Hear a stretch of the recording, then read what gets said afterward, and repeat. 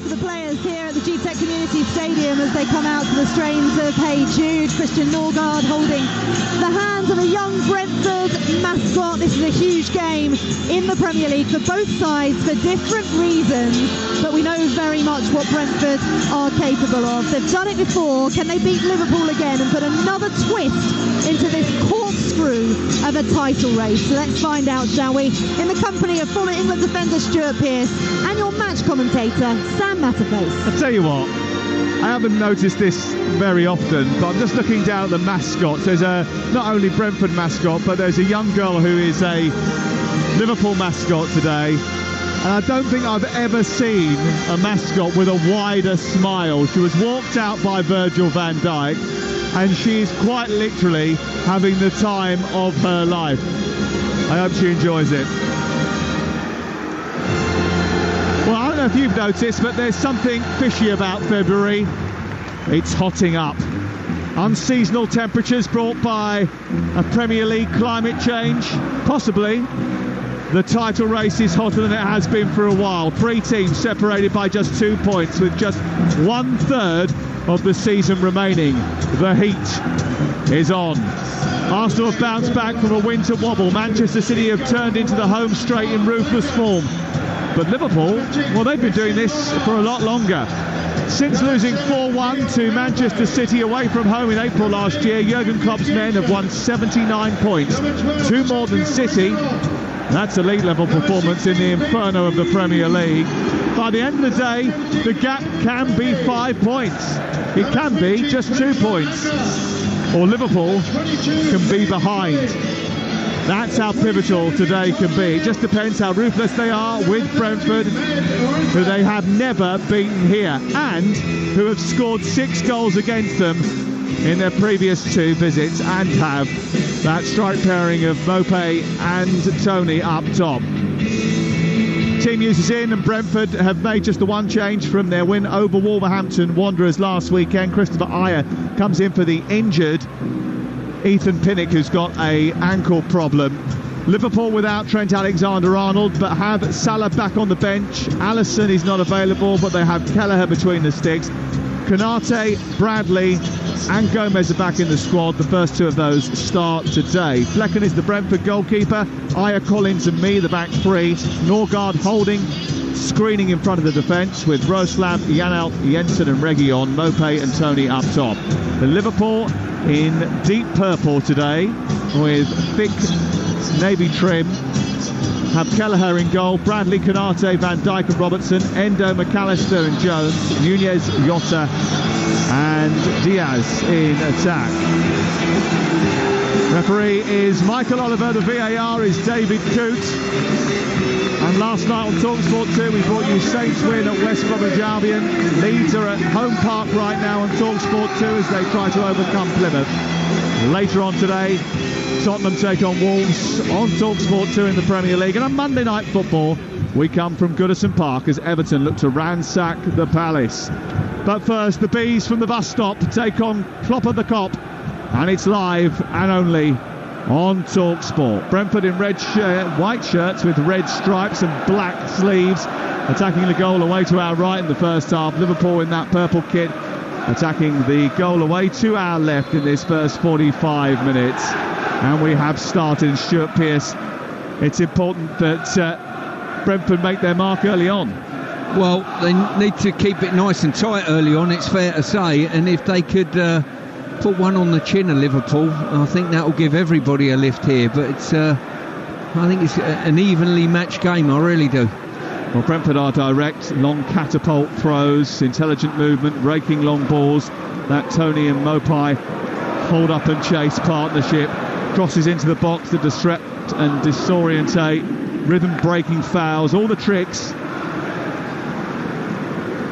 And they certainly gave a game to Manchester City in the first half here just 10 days ago. 40 seconds gone at the GTEC, ball out of play over on the far side, and it's with Conor Bradley returning from compassionately throwing the ball in on the right hand side, just a little bit loose to Endo, given away, and Norgard can't release Tony down the left hand side. It's cleared by Bradley up into midfield.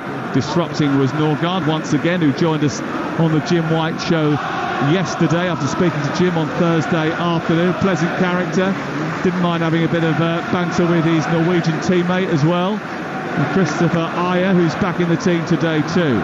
Ball played out wide to Mads Roeslav, whose long cross towards the far post might come through to Tony here. It does after a flick on from Bradley, fails to clear. His lay back to the edge of the penalty area, went straight to a purple shirt, and then it's given away by Jota, and it's been a little bit loose by both teams in the opening minute and a half, Stuart. It has. Tony had a great opportunity there to set up play in the box, and he failed to take that. And then Jota should have played the ball into the Brentford half. Anywhere behind the back line would have given Nunes every opportunity. Gloomy grey day in West London with the lights, the floodlights burning brightly in the early afternoon sky. It's a tight, compact little ground on the edge of London, just lower than Chiswick, crammed in by Kew Bridge Station, the River Thames and the Chiswick flyover.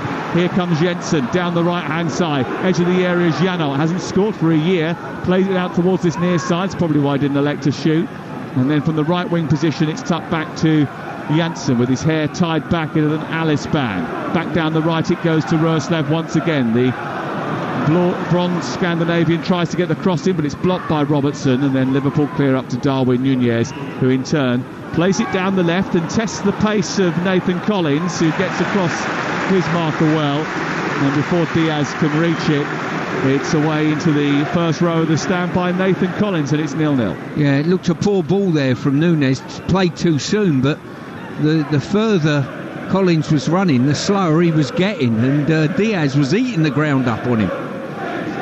Nathan Collins, who will be keen to make an impression against the club where his dad started his professional playing career. Went off to Oxford United and had a career in the lower leagues in the end, but started as a kid, Nathan Collins' dad.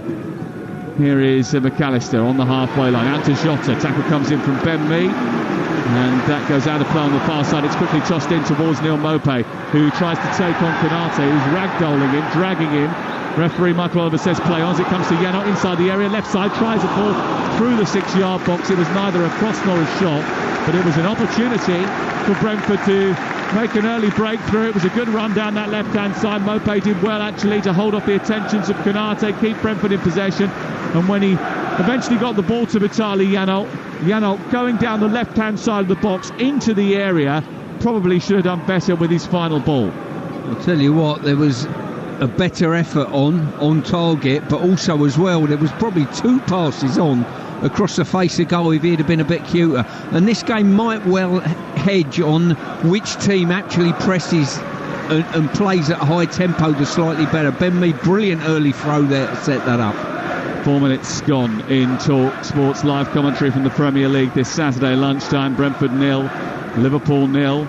Virgil van Dijk with a little bit of a misstep before playing it back to Queven Kelleher. Just wonder whether or not he was a little bit reticent to get out to Vitaly Janot as well in that build-up to the opportunity that Brentford had just moments ago. Flecken forward, deeper inside his penalty area, plays it out to the right, they use it well and switch the play to the left, and joining is Reguilon up towards the left edge of the area. Maupay into the box, comes back to Reguilon, couldn't take it in his stride after a deflection, and it's away by Van Dijk. But it's been a positive start from Brentford, especially down that left hand side, where they've caused a few problems for Bradley and Konate. Yeah, just looking at the Brentford players retreating from that last attack, and it was 4 of them breaking their necks to get in the box against 2 Liverpool defenders, and that's happened twice now in these early stages. In the first 5 minutes they've got players in the box in numbers. Well, Liverpool have been in good form on paper. They've won 5 of the last 6 Premier League games, lost just 1 of the last 17 as an offside flag goes up against Reguilon. But they haven't been infallible, and that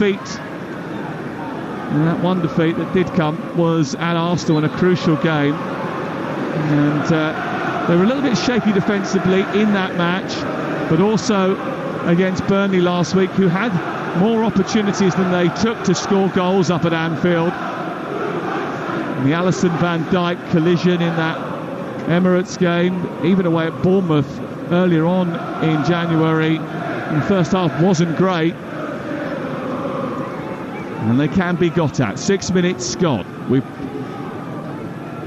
started brightly here at the GTEC Community Stadium 17,000 crammed in once again as the ball's kicked long by Kelleher, headed down by Diaz to Endo, but it's immediately released by Brentford upfield towards Tony, and they've got it back again in their left fullback position with Sergio Reguilon. Forward by Norgard, intelligent ball to Mopé, into Jensen, who flicks it round the corner looking for Janol to chase. It's hoofed into the air by Van Dijk just inside his own half, and then Endo and Konate go for the same ball. Jones tries to hold on to it, flicks it well into Endo, and Liverpool play their way out of trouble. Good chipped ball down the right flank by Bradley onto Nunez, who steams forward, plays it centrally, and Diaz is a little bit slow in catching up with that. It was a good ball by Nunez into the 6-yard box, and Brentford managed to tidy up and get it clear. Yeah, it's some really good play there by Bradley. Great fullback's ball over the top, encouraging Nunez to get after it. Jones trying to play Nunez down into the left channel, but it's caught well by Brentford, who get it away, and then Mopé has to run all on his own inside the opposition half. He then checked back because he knew he couldn't go anywhere and fed Tony. Tony was immediately dispossessed by Robertson on the left touchline in front of the dugouts, and then the ball comes spiralling towards us. And there's a good header actually by the geezer in a black gilet, 3 rows down, who got up and leapt into the air and headed it back into the arms of Robertson for the throw. Well done, fella. Salmon-esque it was, there's no doubt. Salmon eggs? Got your breakfast order again. 8 minutes gone. It's 0-0. Stuart Pearce and Sam Matterface here at the G-Tech as Jota steams forward, runs into Ben Mee, who stops him in his tracks, robs the ball, plays it to the left of centre of the Brentford half, and scurrying at pace was Reguilon, who moved very quickly forward, then chose the wrong ball really, because he tried to feed Ben Mee, and Ben Mee is a lot of things, but a swashbuckling forward is not one of them. He did get up to try and support the attack, but he wasn't going to be the focal point of it. I tell you what, when Brentford turn the ball over, because they've got 2 strikers up, I think a lot of defences are not used to dealing with man for man 2v2 this day and age. You know, they want to be spare all the time, and they cause it really difficult, and Janol has got up with them to supplement that attack as well, very well.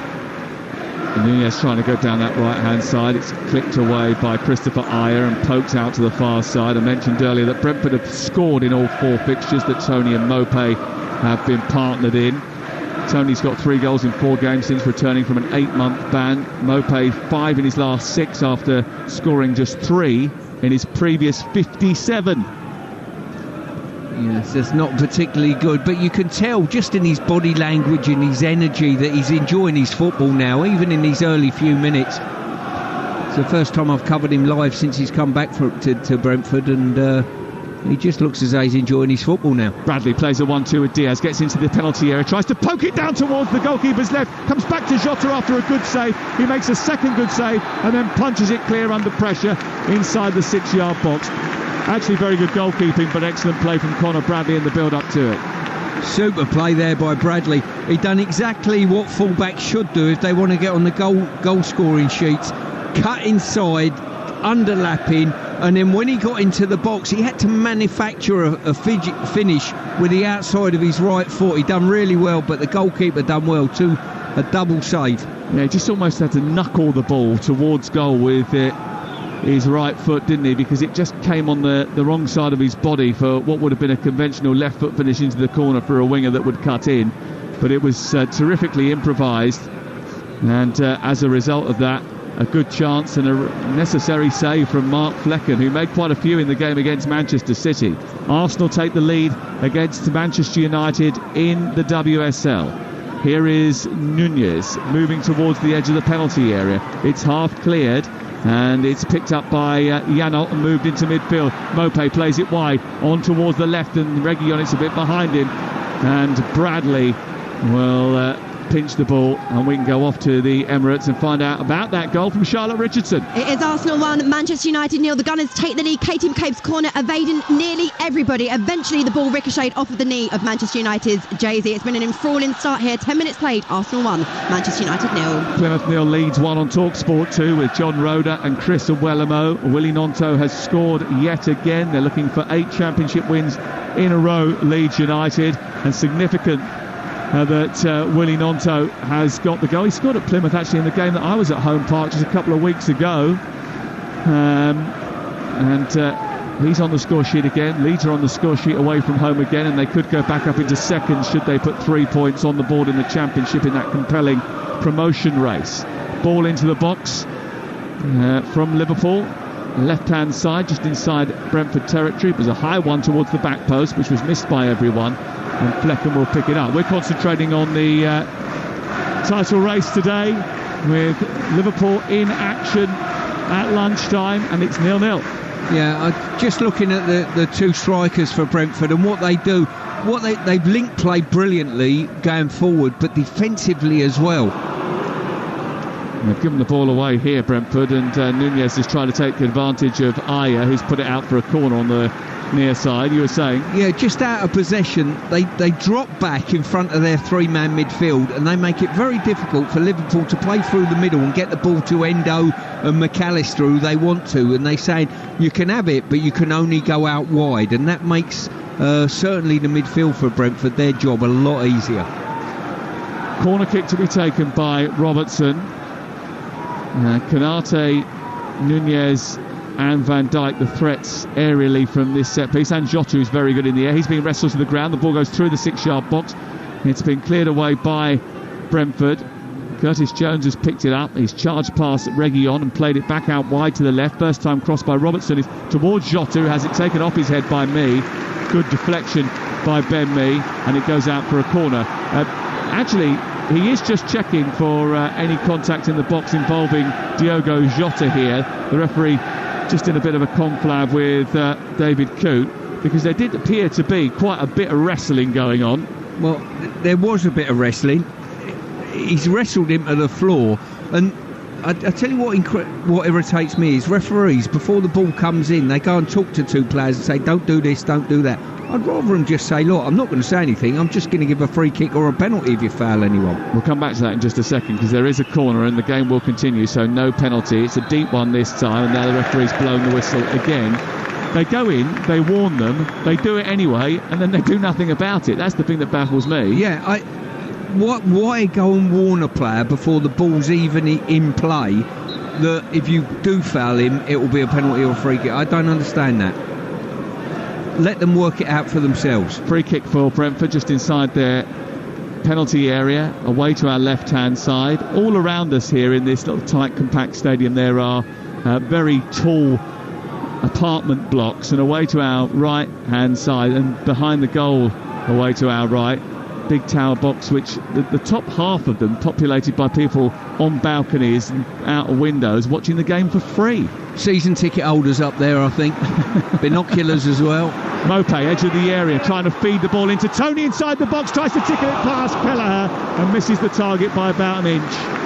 Direct and quick, straight up to Mope, onto Tony, those two combining. He went down the left channel, swiveled and hit the ball towards the far corner, and as he just tried to nudge it really towards goal, it went narrowly behind and away for a goal kick. Good chance. The alarm bells for me are with Liverpool at the moment, because when that ball and Tony's had the effort at goal, when you look about what the landscape of the penalty box looks like, Brentford have got probably an extra player or two in the box than Liverpool have defensively.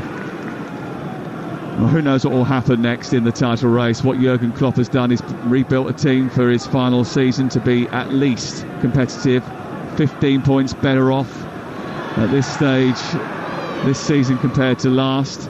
They won 5 more games, scored 15 more goals. He needed a change, and he has delivered it after such an underwhelming campaign last year. But as I mentioned previously, they have not been infallible, and Brentford have been putting performances on the board, if not points, recently, and they've had the better chances in the opening 15 minutes of this game. Brentford 0, Liverpool 0, and Brentford have a free kick after a push on Tony, which is just left of the centre circle, probably about 10 yards left of the centre circle, and a good 20-25 yards from the edge of the penalty box. And they've taken it quickly and followed it down the left, and then there's a tackle by McAllister, who was right on the tip of the penalty area, and Tony went down, and they will look at this just to establish the geography. Michael Oliver immediately gave a foul by McAllister on Tony, And I think this needs a check. Yeah, he's got it right. It was just outside the box. Oh. But we've just seen in the last 30 seconds the worth of Ivan Toney. Long ball up to the halfway line. Instead of flicking it on, he's cushioned it up in the air and then was clever enough to buy a foul from McAllister. From the resulting free kick, he's near enough drawn a penalty, albeit a foot outside the box. It's a free kick in a good shooting area. 2 interactions from Toney, 2 very intelligent centre-forward play. OK, well, he has moved the ball right to the edge of the box and then moved it back a bit. Keep an eye on where it eventually ends up, because he's got a habit of putting it where he wants. Michael Oliver has taken the wall back 10 yards. There's a 2-man Brentford wall in front of that. It is at a 45-degree angle to the goal. Ivan Toney doesn't mind smashing free kicks from this sort of range. He's in a little bit of a conflab at this moment in time with Sergi Reguilon. I think he's going to hit this right-footed and towards the near corner. Kelleher lining up his wall. There's a few distractions that Brentford have put in the way. A little obstacle course between Toney and the goal, which they've now split. Yanal acting as a back marker. It's Toney to strike it, right-footed in towards the gloves of Kelleher. He doesn't have to move very much to grab it and take it away. Yeah, I think what he needed to do, I mean, it was a good shield by his teammates. He's put it over the teammates, but he was relying on the goalkeeper moving and being too concerned about the ball over the top of the wall, and there wasn't enough violence on the ball. Away by Kelleher as it comes back his way, up into the air, and wasn't a brilliant clearance. Jaroslav has won it back for Brentford on the near touchline, and then Jensen has drawn a foul after a tackle by Diogo Jota, who is looking to reach a milestone today. Diogo Jota looking to try and reach a century of goals in English football. He has 99 at this moment in time. He's been in good form as well. He's 4 in 4 at this moment in time. 5 goals in his last 5 actual starts. Here is Norgard out to the wide right position into Roslav, who's low ball into the near post, takes a deflection off Van Dijk and goes into the arms of Kelleher. But another good Brentford attack, and they have been the most forceful in the opening few minutes of the game.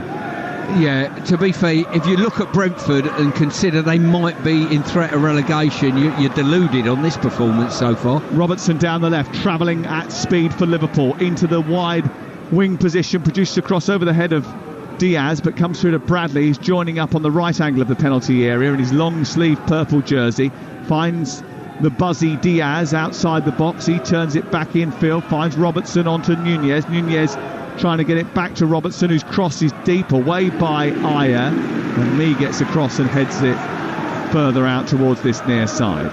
Van Dijk into the centre, finding Endo. Endo keeps it wide and pushes it out towards Konate. Konate then finds Bradley, and 20 minutes into the game, Liverpool just trying to have a sustained spell of possession. McAllister to Van Dijk, and then Van Dijk motors forward. The ball then goes into McAllister, who tries to turn it round the corner onto Diaz, and then it's given away, and Ivan Toney is sent over the top immediately by Maupay. Has he got the speed to get away from Konate? He gets into the box. His first time effort actually isn't particularly strong, and again he just rushed that, I think, because he could hear the stomping steps of Konate coming behind him, and it forced him into taking his shot early. He did so, but again, not enough venom in the effort. Sam, their ability to sweep from one end of the pitch outside their box defending with 2 or 3 passes impressive to release the centre forward in behind the back line is very, very impressive. Yep, it was a first time ball from Maupay, who hardly looked, did he? Just lifted up the ball and sent it over the top of the defence, and off was Ivan Toney. At the other end, Liverpool coming forward, Robertson into the near post, half cleared by Collins, goes back in from Robertson and out as far as Jota, whose right foot volley has to be tipped over the top by Flecken, who stretches up a right arm and fingertips the ball over the top and out for a corner. It was from a acute angle on that right hand side. It was from some way out, so it gave the goalkeeper the opportunity to see it well, but he flicked it over the top nonetheless, and Jota is denied, and it's another corner. Yeah, both teams threatening both goals. The only surprise, we've had a lot of efforts in this first 20 minutes and a lot of entries into either final third. The only surprising thing, we haven't had a scoreline yet. Not yet, 0-0. And we await the breakthrough in the game. Brentford defending a corner here, and McAllister has it right side. His ball into the near post is glanced on and it goes past everybody. There is a screen for handball from Nathan Collins, who believes that came off a Liverpool arm. Diaz towards the back post, looking for Robertson, flicked away by me, and it's out for a corner. Now the referee is being barracked by Collins, by me, suggesting that there was a handball inside the area when that came in, and my word, it was pretty blatant. That was Wataru Endo channeling Diego Maradona 1986. It certainly was. I thought, what a great glancing header that was. And ball in towards the near post from the second corner, and it's cleared away by Ivan Toney. I mean, it's a good job actually that from the second phase, the corner, nothing happened, because really the referee or the linesman should have spotted that, and it should have been a free kick to Brentford. Endo again accused of handball as he fires it goalwards. It takes a deflection, goes behind for another corner. The Brentford fans behind the goal getting a little bit irate now. See, we're still, for me, we talk about second phase, third phase, we're still on the same attack, that there was a handball, a clear handball, that has resulted in 2 corners so far, and if it ends up in the net, I will still look back and say, Thomas Frank will after the game, and say, look, how have they missed a handball in the build-up? Here's the corner to be taken by Robertson in front of the goal away to our left as Liverpool go on the attack midway through the first half of the game. Robertson's delivery is arced towards the far post. Van Dijk was its target, but it was away by Toney. Comes out to Jones and then wide to Diaz from the right angle of the box. He sends it into the area, but it's blocked by Toney, who got out quickly, and now it's collected once again by Bradley. Bradley finds Diaz, and then Endo then tries to help it on, but it's a good step out by Ayer, and the big Norwegian travels towards the halfway line very quickly, but he needs some support. Roeslav provides that, holds onto it on the touchline, then sends Ayer away again. Jones tries to get across his man, does that brilliantly for Liverpool, turns it out in the left fullback position, but didn't have anywhere to go, by which time Brentford have got lots of men forward to apply a press which has outfoxed Jones, and he's still travelling, trying to get rid of it. He does superbly, lifts it into Jota's chest. He sends it down, but it's well won by Reguilon, away by Konate left side, and then again Reguilon does well enough to put his body between man and ball and win a free kick over on the left hand side, take the pressure off his defence. Yeah, we're seeing a lot of turnovers of possession here. Some of it is just good defending basically, but when the turnovers do come from both teams, they're threatening each other's goal with that turnover. Both of these two teams are back to their transitional best. Liverpool more direct, fast attacks and organised chaos. The flavour of their style is the race from one end of the pitch to the other, which has become so apparent. They get shots away at breakneck speed. The same with Brentford, who have been sent in behind a couple of times already. They have a free kick wide on the left. Reguilon to take it, sends it into Jensen Square, who changes the angle of his attack. Mee tries to keep it alive, but it's too deep and he falls out of bounds, and the ball goes out for a goal kick away to our right hand side. One of the things that I think makes Liverpool so interesting to watch actually is that when they are breaking at one end, they are quite slow sometimes to get back and put challenges in to close you down as you then attack, and that generates chances at the other end. Yeah, it's almost 5 up the pitch, 5 back at the back end of the pitch, and we had a situation there, free kick taken square and then put into the box on a secondary. All of a sudden the 3 big central defenders were in the box and a bit of spare. Well, there's a reason why this place is packed out every week. Even if they're not winning, the entertainment level is high, and it's been a good 25 minutes so far in this game. 35% ball possession for Brentford, 65 for Liverpool. 2 shots from Brentford, 3 from Liverpool, but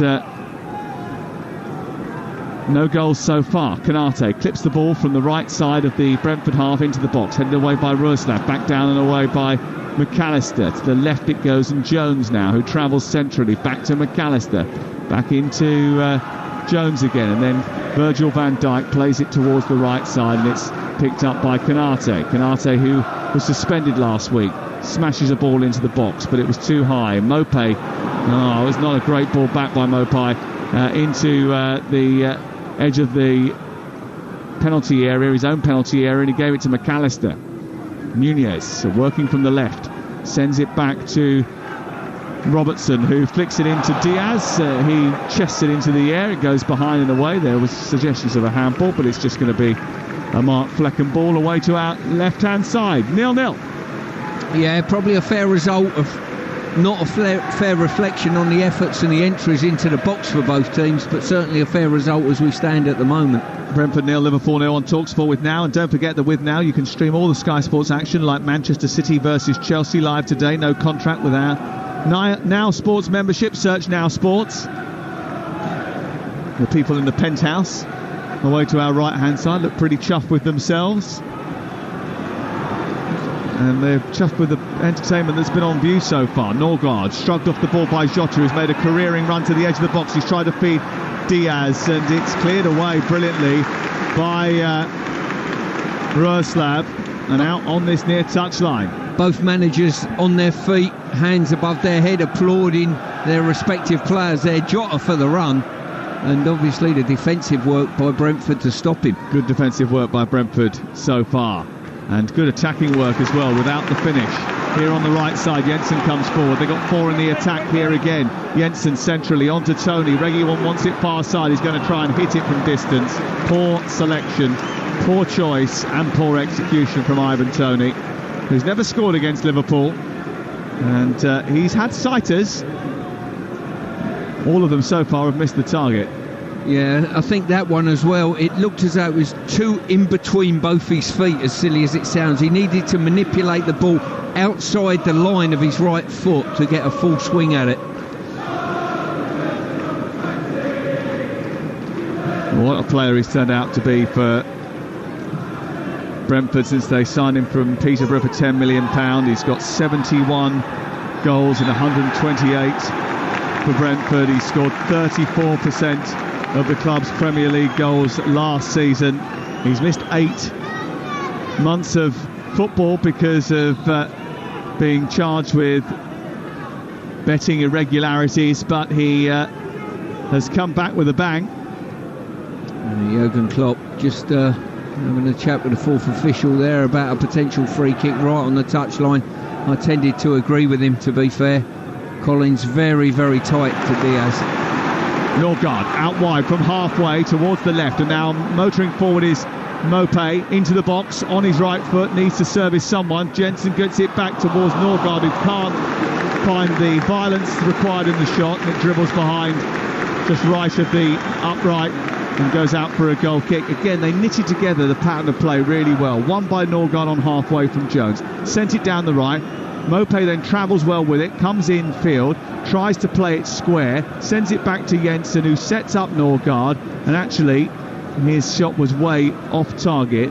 Curtis Jones is down after the challenge from Norgard, which started that attack, and he's going to need some treatment now. Yeah, he looks as though he's flexed his knee or his hamstring or something of that nature, but the Brentford players looked a little bit concerned, let alone the Liverpool players on that one. Oh, that's bad news for Curtis Jones, because we've been talking in the last few weeks about the possibility of him getting into the England squad in the March internationals and beyond, but that looks like a bad injury. He's thumping the ground with his fist. He knows that he has suffered what looks like a serious problem here, and immediately the Brentford players wanted to get some attention to him. The Liverpool players have called it on, and Jurgen Klopp actually quite furious, and he went over to Graham Scott, the fourth official, saying that should have been a foul by Norgard. I'm not sure that it was. It was a sort of 50-50 challenge. What did you make of it?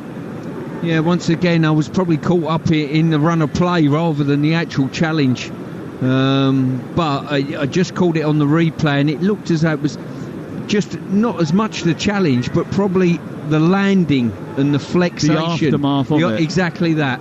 Yeah. Elsewhere, Plymouth 0, Leeds 1 is the latest scoreline from the Championship. Leeds United on a great run under Daniel Farke, purring at the right time and looking as if they are going to challenge for a place in the Premier League next season. Arsenal women are leading against Manchester United women by a goal to nil. It was an own goal in the end. That title race hotting up after last night's victory for Manchester City. They beat Chelsea at Kings Meadow Amazing performance. They're locked now on 34 points, those two at the top. But Arsenal, if they win today, will go up to 31 within 3 points of those two. Still treatment continues for Curtis Jones. You've had another look at it. I have. I don't think it was a free kick personally. I think there was a challenge in from behind, but nothing malicious in it, certainly. Agreed, and it was just that flexing of the joint, I think, as he landed on the floor. He's on his feet now, and hopefully... what do we see? Harvey Elliott just gone for a warm-up again, but I think he might continue, or certainly come back on the pitch. Whether it continues is a different matter. Gravenberch is over on the far side as well. He's hobbled off very gingerly. He doesn't look particularly well, Curtis Jones. We'll see what happens here. But Elliott, Gravenberch and Gomez all warming up at way to our left-hand side as Brentford get the game... Liverpool get the game back underway with Kelleher's goal kick over the halfway line. It falls to Diaz. I think it is going to be Gravenberch who comes on here. Jones is not going to be able to continue. Here is Luis Diaz. It's bad news for Curtis Jones, who's been playing so well for Liverpool, enjoying the most prolific season of his career and playing a lot of games and being recognised as a vital cog in this Liverpool wheel. The last thing they need with Trent Alexander-Arnold injured, Alisson injured, Salah only just coming back, Thiago getting a hamstring, Szoboszlai picking up a hamstring injury. Here's another problem, and Curtis Jones has certainly got one. Here is Virgil van Dijk in centre circle with 13 minutes to go before half-time, live on Talksport, 0-0 the score so far. Here is Jota into Nunez, back out wide to Conor Bradley. Bradley with a chance to cross. It's low into Luis Diaz, who stretched for it after deflection but couldn't get there, and it sort of dribbled past it. But Roslav's effort to clear was poor, and Endo has kept it alive. On to Jota, edge of the area. McAllister joining now. Tries to push the ball into the path of Jota, who's squeezed out of it by a combination of Ayer and Nathan Collins. Good defending by them, and it goes through to the goalkeeper Mark Flecken. Yeah, it turned into a numbers game then, just crowded out the Liverpool attack. There was a couple of balls into the box there that got deflections, and fortunately you thought they might roll for the Liverpool fans, but managed to just go into the path of the Brentford defenders. So Jones off, and number 38 Ryan Gravenberch is on, still yet to score his first Premier League goal. He has managed to get on the score sheet in the Europa League 3 times. £34 million summer signing from Bayern Munich. Ryan Gravenberch is on to replace the injured Curtis Jones, and I hope that's not as bad as it looks. Free kick to Brentford, and their free kick is actually on the edge of the centre circle inside their own territory. Their goalkeepers come out to take it, and they have pushed way high up into opposition territory. Liverpool with a high line as well. It's clipped forward. It's sent towards Ben Mee. It's only half cleared by Liverpool. In fact, Virgil van Dijk didn't do particularly well there, and Collins tried to nudge it back. But Jota's done brilliantly against Reguilon, and he's headed the clearance on towards Nunez. And Nunez tries to chip the goalkeeper and elegantly finishes over the top of Flecken. Runs away in celebration after finishing off a brilliant Liverpool counter-attack. It was a Brentford free kick on the edge of the centre circle, launched over the top, immediately cleared upfield. Diogo Jota with a deft header got above Reguilon to head it into the path of the Uruguayan. He steamed through and produced a delicate, delicious finish over the top of Mark Flecken to put Liverpool into the lead, and that was top quality, worthy of the top spot team. Well, as you alluded to from the offset, Brentford pushed near enough everyone forward there.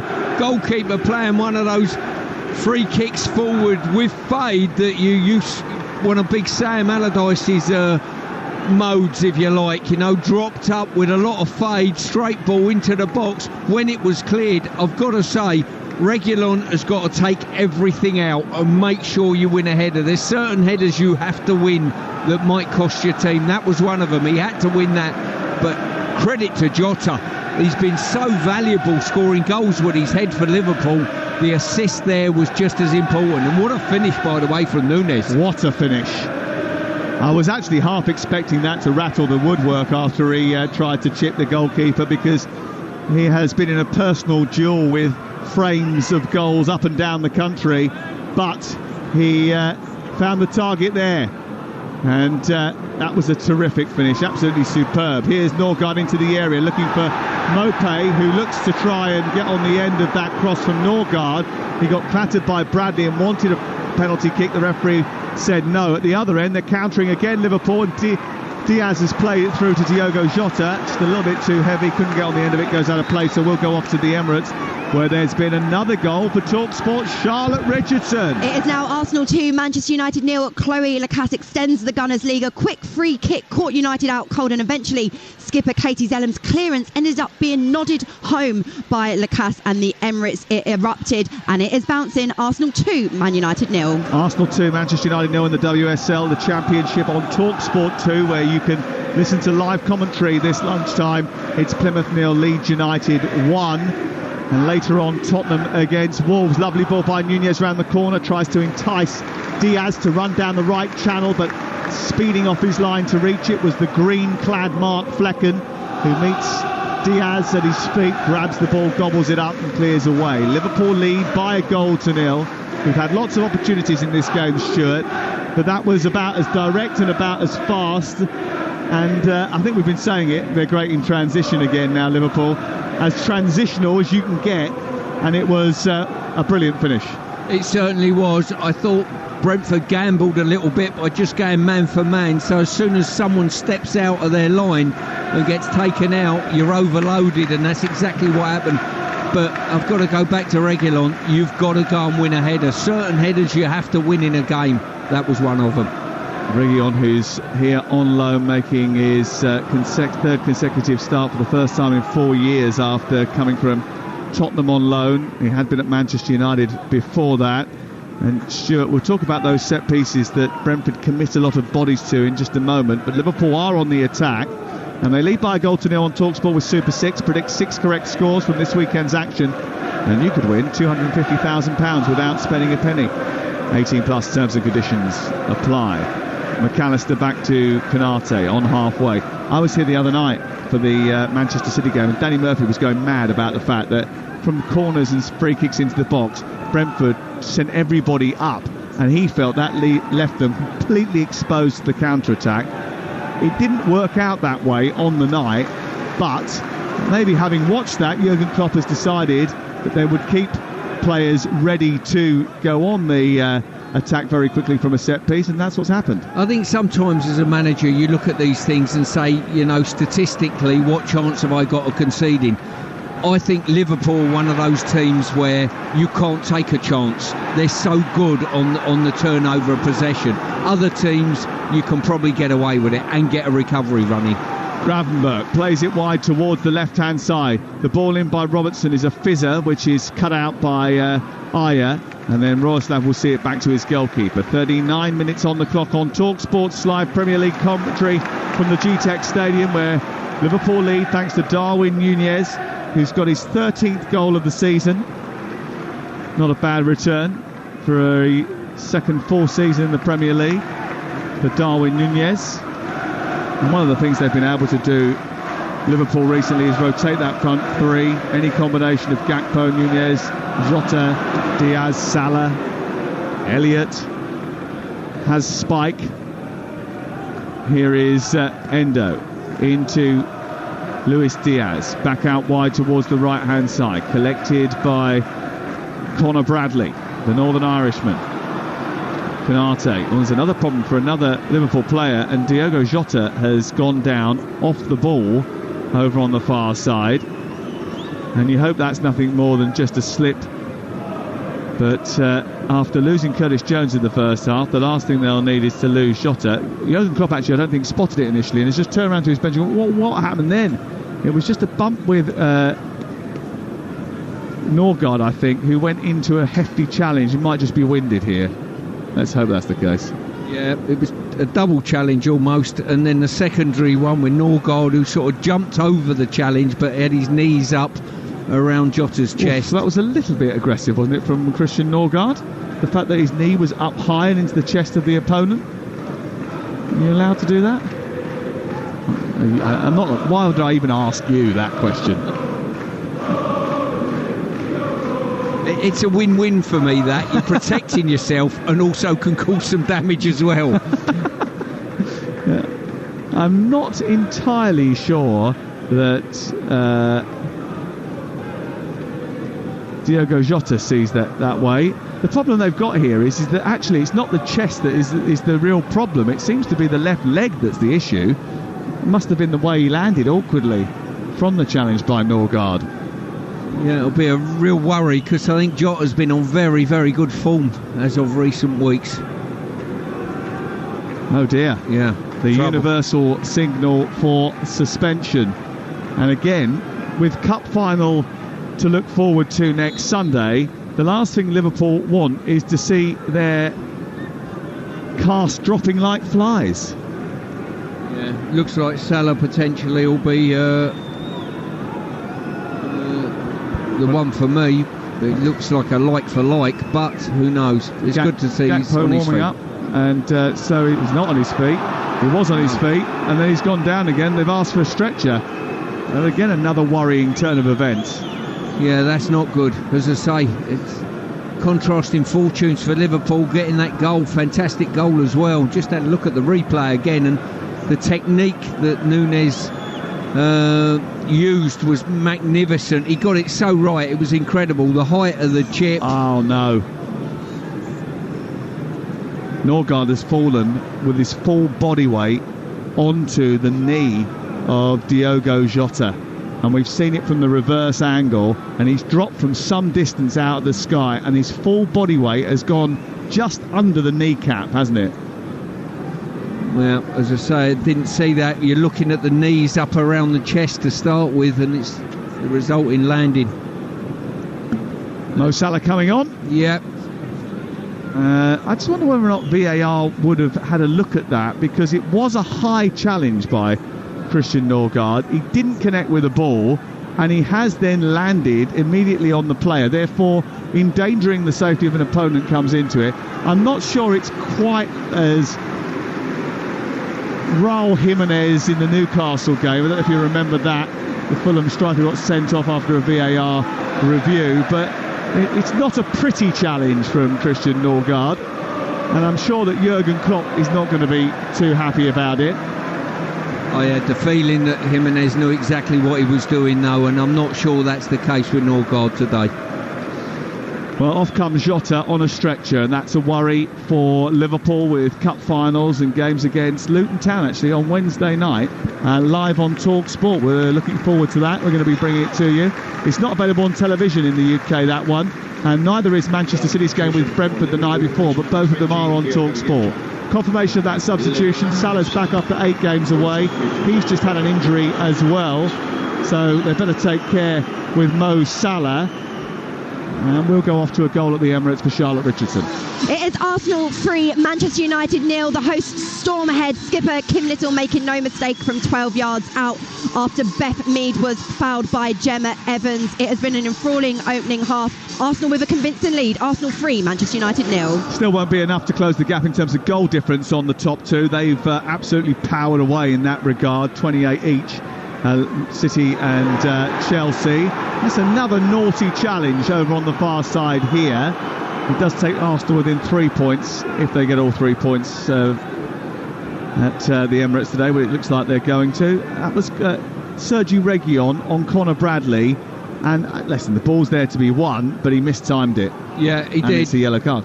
Yeah, I mean, look, from the offset, he's always going to get there a little bit late, but he's committed to it, gone to ground. And probably a yellow card, fair result. How many minutes do you reckon will be added on at the end of the first half? 5. 8. Faye went for 7. 8 minutes are going to be added on.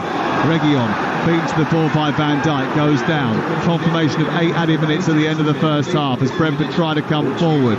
2 changes already for Liverpool. Salah played over the top, takes the ball down beautifully and helps it into Nunez. Nunez onto Diaz. Diaz inside the area. Flecken comes out and grabs it just in front of the Colombian. We've just seen why we thought it was a bad idea for Nunez to try and chip the goalkeeper then, which he got right on that occasion, got horribly wrong, the chip pass. Yeah, it wasn't good enough to Diaz, that one. And they've just reconfigured the attack slightly. Salah's gone out to the right, Nunez through the centre, and Diaz out to the left-hand side now. I might say, actually, I didn't really know where they were all playing in that first half an hour because they were so fluid.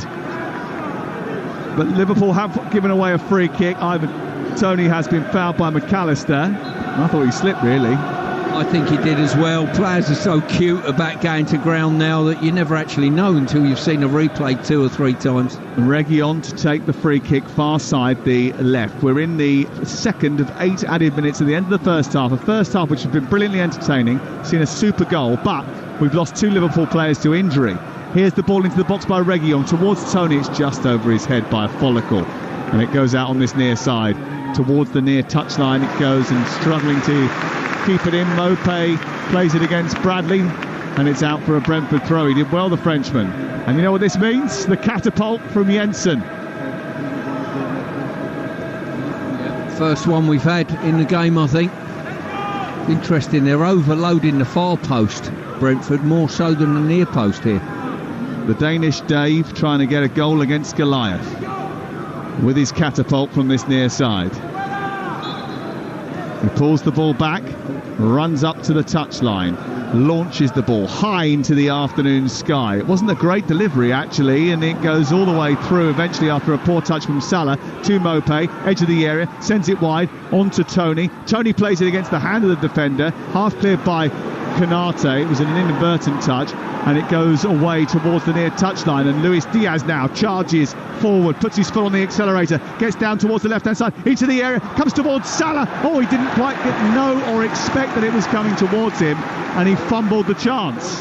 Tell you what, I saw Salah galloping forward then and looked a little bit slower than I normally expected him to, and when the chance came to him, it looked as though he's just not got in the rhythm of the game yet. Well, he's only been on for a couple of minutes, and he's had a hamstring injury which has robbed him of any football recently, and he just sort of bopped off the knee of the Egyptian king. I think it might have just took a nick from Nunes just in front of him that just put him off slightly. But Diaz is rapid fast as well down that left-hand side, isn't he? I mean, that was some acceleration. It was, yeah. They thought they could recover and get goal side. They were sadly mistaken. And just prior to that, Salah's flicked the ball off and it's gone to Mopé, and he was bemoaning to the referee, Salah. I think he had a shout from Mopé to pass to him. That's typical Neil Mopé. I think that's probably right. Just trying to fox him and cause him issues. Here is Mopé over on the far touchline, taking the ball down for Brentford, who wants to try and get back into the game before half-time. It's Liverpool who lead, courtesy of the goal from Darwin Nunez on 35 minutes, which separates these two. And the Brentford fans trying to get behind their team at this moment in time, just maybe for the afternoon, maybe longer, depending on results later. Liverpool will be putting 5 points between them and second place Manchester City. Mopé thinks he was fouled over on the far side. Again, it looked to me like he was being cute and trying to win it. And we are on the opposite side of the pitch. He just seemed to put his body in between him and Canate and wait for the contact. Yeah, he did. Just pushed him in the back. I think Canate sort of, well, whilst all the ingredients there, he shouldn't have added to the recipe, it's fair to say, by pushing him. Reguilón to take the free kick on the left-hand side. Needs to be a better delivery than the last one. And they're queuing up on the edge of the penalty area. Toney trying to get clear, but it's too close to Kelleher. And that means that they're going to dispatch upfield quickly again. This time Reguilón does win the high ball, brings it down, and it's back with Brentford once more. 5 minutes played in added time at the end of the first 45. Still 3 additional minutes to get through for Brentford, who have the ball on the left side with Vitaly Janelt. He brings it down, then comes back in field. The German who has topped the charts for Brentford in the 100 Premier League games that they have played in now. He has played more appearances than anybody else in the Premier League for the Bees, and he's just allowed the ball to run through to Reguilón, and Reguilón's cross is deep towards the far post. Tony's brought it down inside the area, then couldn't keep it in. It drops out of play, and it goes out for a goal kick away to our right-hand side. The Liverpool fans aren't happy. They thought Janelt was a little bit too physical in pushing out of the way Canate and allowing the ball to run through to Reguilón. Yeah, I don't think so. It was Bradley, actually, wasn't it? Yeah, I just thought he used his body particularly well, personally, and when the cross come in, once again had an overload at the far post. Brentford just couldn't keep it alive. It is Brentford 0, Liverpool 1 on Talksport with Enterprise Rent-A-Car. Enterprise has 450 branches with all the vehicles your business needs, and the encouragement from Brentford, I suppose, is that they have scored in all 4 fixtures that Tony and Mope have been paired together in, and they will believe that they've had enough chances to get on the score sheet in the first half of this game. McAllister on to Bradley wide right, and it's with Mo Salah once again. Liverpool leading by a goal to 0 given to them by Darwin Núñez after a Brentford free kick was defended well, sent up to Jota. Jota headed the ball into the path of Núñez, and then he went stomping through the middle of the Brentford half, clipped it beautifully over the top of the advancing Mark Flecken, and it's 1-0 as a result. Here is McAllister, right side. In the inside right channel is Darwin Núñez to Salah, to McAllister. Bradley makes an inside run. Salah stays wide on the touchline and goes back to the halfway line, needing not to force the issue. No, they'll be happy just to keep possession of the ball for these last couple of minutes, Liverpool, I believe. And just get in the dressing room, and Jurgen will be interested to know the outcome of the 2 injuries, I'm sure. The second half has been the most productive 45 minutes for Liverpool traditionally this season. They've scored more second half goals than first. But they are front runners today. Often they've had to come back from behind, but they have got themselves in the lead here. And Jurgen Klopp will reflecting on those 2 injuries to Jones and Jota in that first half that have been quite damaging to his team's prospects. Not maybe today, but maybe going forward. Bradley out wide on the right. Mo Salah infield finds Luis Diaz across to Endo, then back to Konate, back to Virgil van Dijk. 2 strides forward, 1 look up, back Finfield it goes, keeping possession here Liverpool as we approach the final few seconds of this first 45 minutes. Eventually the referee will blow his whistle and call a halt to proceedings. Brentford in the middle of a tough run. They are heading for 4 defeats in 5 home games thanks to a beautifully crafted goal by Jota and Núñez. Núñez finishing it off after a clearance upfield, went straight through to Jota, who flicked it down into his path, and he came up with a delicious finish. But that doesn't tell you the whole story of a first 45 minutes that has been rich in entertainment and has featured 2 big injuries for Liverpool ahead of their cup final next Sunday live on Talksport. Jones and Jota have had to be replaced, and despite the fact they're heading for a 5-point cushion at the top of the Premier League, they'll be concerned about their ailments. Brentford 0, Liverpool 1. A fascinating first 45 minutes of action, but as Sam said there, Stu, the big news really is the 2 injuries that Jurgen Klopp's side have picked up there. But let's go through the goal first and foremost, because Brentford had the best of the opening 10 to 15 minutes, I think, of the game. But Liverpool are just so dangerous on the counter-attack. You mentioned it in commentary and afterwards as well. Sergio Reguilon has to do better with a ball over the top like that, with a pressurised situation, and a player like Diogo Jota on your shoulder. You have to make defensively the right decision there, and he didn't. Exactly that. If you don't think you can win the header, you've got to back off and just play a waiting game and let your defenders help you and get back. But there's certain times in certain situations where you know, I've got to win this tackle or I've got to win this header. You can't just go up half-cocked about it. And credit to Jota, he's done brilliant. He's not only gone up and won the header, he's guided it perfectly, blind, I think, to Núñez and put him in on goal. And when Núñez went in, you thought, well, I've seen you recently and you've missed some chances you should have scored. And his finish was perfection, I've got to say. It was a delicious dink, I think, was what I was thinking at the time. But I also thought, like Sam did, that it was going to hit the woodwork. But he was very, very precise with it. And, you know, that just shows a player who's starting to gain more confidence and learn from mistakes of the past. He didn't rush it. What I like about him is when you see him playing games and he misses the odd chance, he keeps going and keeps going. And the mark of the player is, and of a centre forward, he goes through through on goal, and he took one of the most difficult finishes and took it on at 0-0, and credit to him for it. It's a wonderful finish. It really was. Such a shame to lose Curtis Jones for Liverpool when he's been in such fantastic form. Feel really sorry for him. Gravenberch has come on and done a decent job, I feel.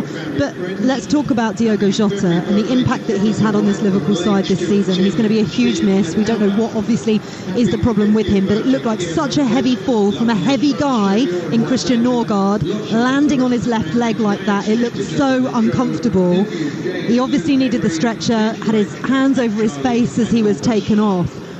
The key point is of who Jurgen Klopp had to choose to bring on. He chose to bring on a player who's been out for a good month or so himself in Mo Salah. Now, when we were talking at the beginning of the show about what Liverpool have this season that they haven't before in terms of those 5 players up front, if something happens to Salah in this second half, all of a sudden that 5 goes down to 3. Yeah, it looks very, very tight. And when Salah come on, you looked and they burst from one end of the pitch to the other. And I'm looking at him, and he's not moved. I didn't think he was moving freely and as quickly as I've seen him. No. You know, when he gets a sniff of goal, normally he's gone from one end of the pitch to the other.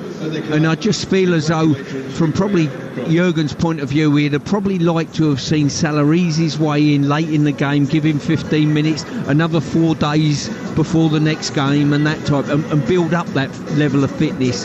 And especially hamstring problems, you never can tell with them. But listen, Liverpool fans will be delighted that Salah's back on the pitch for Liverpool, and they'll be delighted that they've got their nose in front in a game that's been, it's not much between the two sides, to be honest. There isn't. What is Thomas Frank going to be saying to his side? Because it feels as if they've not quite been as clinical as we know that they can be. Yeah.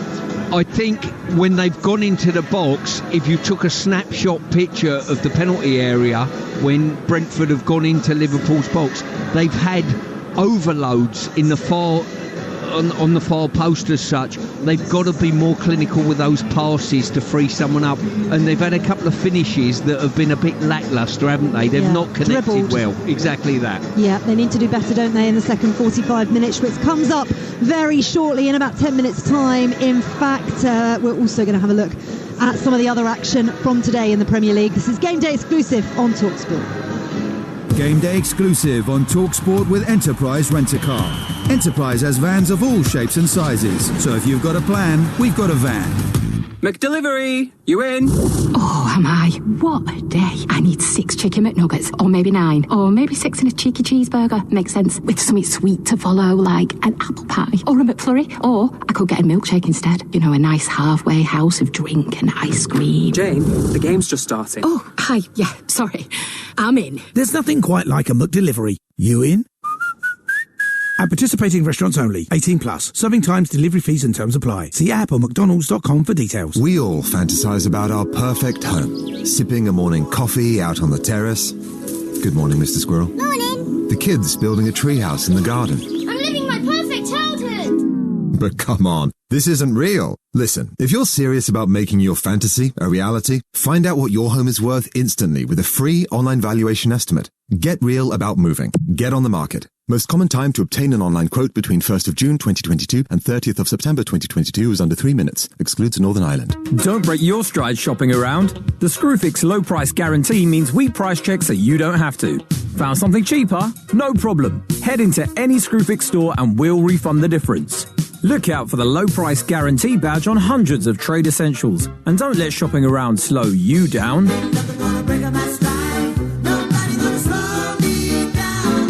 Screwfix, the choice of champions. Exclusions and restrictions apply. See screwfix.com for full details. In sport, what's just as important as the goals, the glory, the roar of the crowd? Yes, it's the half-time break. Time for a breather, a reset, to keep everything on track. In sports betting, Betfair's safer gambling tools help you do that too. Like timeouts, so you take that all-important half-time break. Or deposit limits. to help you keep count. Manage your play at safergambling.betfair.com. Simple ways to stay on top of your game with Betfair. 18+ begambleaware.org. Playing host for the big game? Feed the squad with a meal deal exclusively on Just Eat. Save over 45% on KFC's finger kicking double bucket and 25% or more on matchday meal deals from Burger King, Pizza Hut Delivery, German Doner Kebab, Greg's and more. It's the easiest win of the season. Did somebody say Just Eat?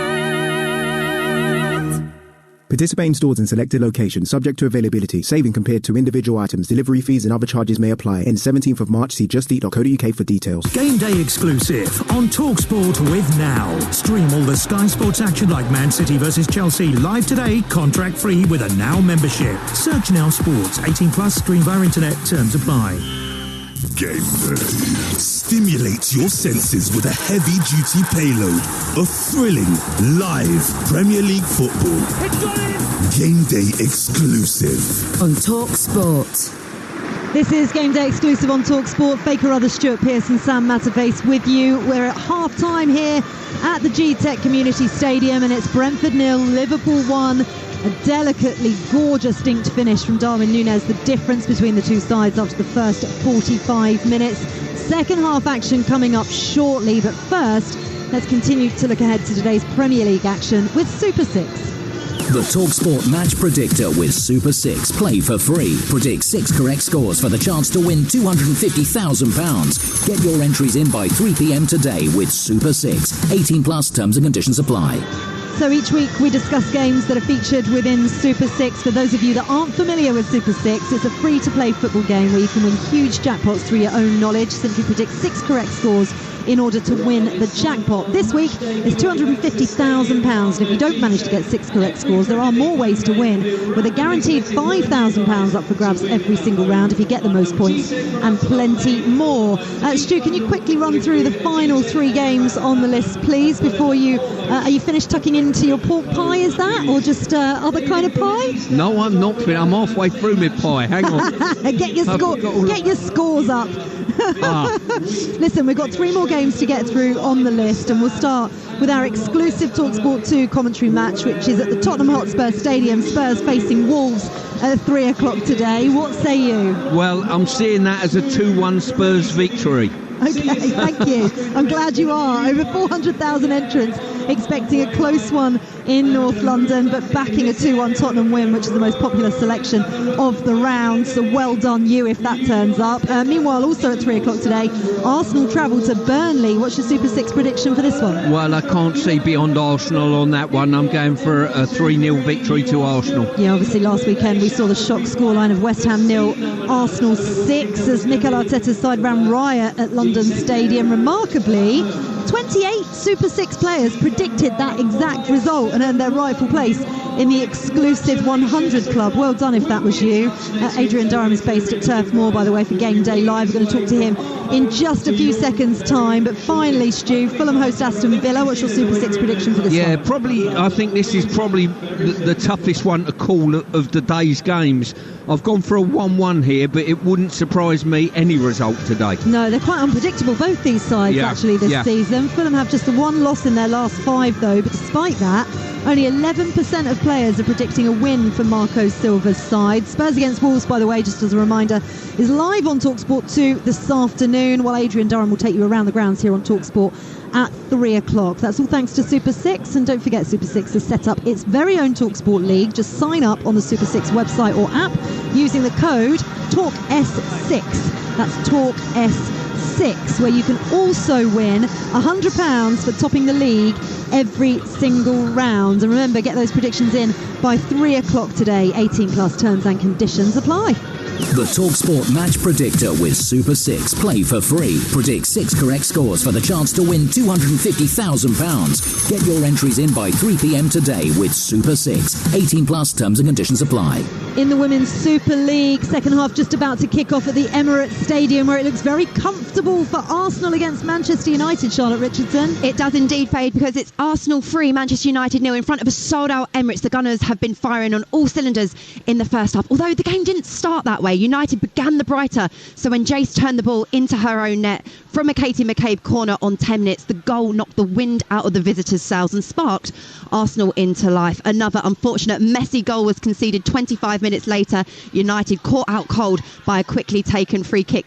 Captain Katie Zellum attempted to clear the ball from danger, but inadvertently provided the assist for Chloe Lacasse to nod home from yards out. Kim Little made it free from the penalty spot. Arsenal in cruise control, and a massive team talk has to be required from Mark Skinner if United are to take anything away from the capital. And we've had a really nice moment at the break here, Faye. Arsenal are recognising the invincibles of their 2006-2007 season, a side who won the quadruple, and includes our very own women's football show host and pundit Leanne Sanderson, who is being applauded by supporters with her former teammates, which was brilliant to see. We are back underway here, and it's Arsenal 3, Manchester United 0. Wonderful stuff. I was about to mention that actually, Charlotte. Fantastic for Leanne to be able to celebrate with her teammates, which include the likes of Alex Scott and Anita Asante as well. I know it's an accolade that Leanne is super proud of. An incredible achievement for her to be recognised for. Now then, Liverpool, if it stays like this, 5 points clear at the top of the table. They're out early, actually, with a good 3-4 minutes left to go until the second half kicks off, and a change imminent as well, with Cody Gakpo looking like he's going to be coming on. Arsenal and Manchester City are chasing them at the top of the table, both in action today as well. City host Chelsea at 5:30, but at 3 o'clock Mikel Arteta's side face Burnley at Turf Moor, which is where Game Day Live is based from, and where we find Adrian Durham. Hello. Good afternoon. This feels like a formality. I mean, I think if you offer Burnley fans a 3-0 home defeat now, especially after what Arsenal did last week, they might shake your hand and say, yeah, but it's one of those, you can't predict anything in football, can you? Anything can happen over 90 minutes, but Burnley, with their home record, they've won 1 in 12 at home and lost 9 of them. The home record is shambolic. You can only see an Arsenal victory here. Yeah, it's going to be fascinating, isn't it? Especially with City in action later on. But, you know, we know these shocks can happen, Adrian, at all. Do you not see anything from this Burnley side that could create a problem for Arsenal? I think Vincent Kompany himself summed it up last week when he talked about how Burnley do look good in some moments, in some games. However, he acknowledged they don't turn those moments into victories and points and wins. So that's what they need to do. But you just can't. Arsenal are just too good for that. They're going to stay in this title race, I believe. Cannot see them slipping up here today. No, excellent stuff. We'll be with you at 2:30, or when this game eventually does finish. We had 8 minutes worth of added time in the first half after injuries to Curtis Jones and to Diogo Jota. And I wonder whether there might be another injury in the Liverpool ranks, because we're about to see Cody Gakpo take to the stage. Sam Matterface and Stuart Pearce will tell you who it is he's replacing. Darwin Nunez, which is a real shame for Liverpool. And I can only anticipate that is an injury, Stuart. I mean, it would be a surprise for him to make a tactical change, having already been forced into 2. I'll be astounded if it is. It's almost a like for like, so why would you do that? You know, Nunez has scored the goal, broke the deadlock, was playing reasonably well, good energy, and it's the last thing Liverpool need, another injury. They've already had to replace both Jota and Jones in that first half. And at the start of the second half, they've had to replace Darwin Nunez. Gakpo goes straight up front, and we're underway at the start of the second 45 with Liverpool attacking the goal away to our right, all in purple. It's the red and white stripes of Brentford with black shorts, black sleeves and black socks attacking the goal away to our left-hand side. And immediately Ivan Toney has gone down with a knee injury. Yeah, Bradley sort of not competed for the header, but he's just landed on the back of... he's just trod on the back of Toney's calf. Yep, he's gone up, and his right foot has gone planting into the top of the calf of Ivan Toney. Didn't look like it was that vicious, but there was contact between the two, and he's gone down, and he now needs to receive treatment.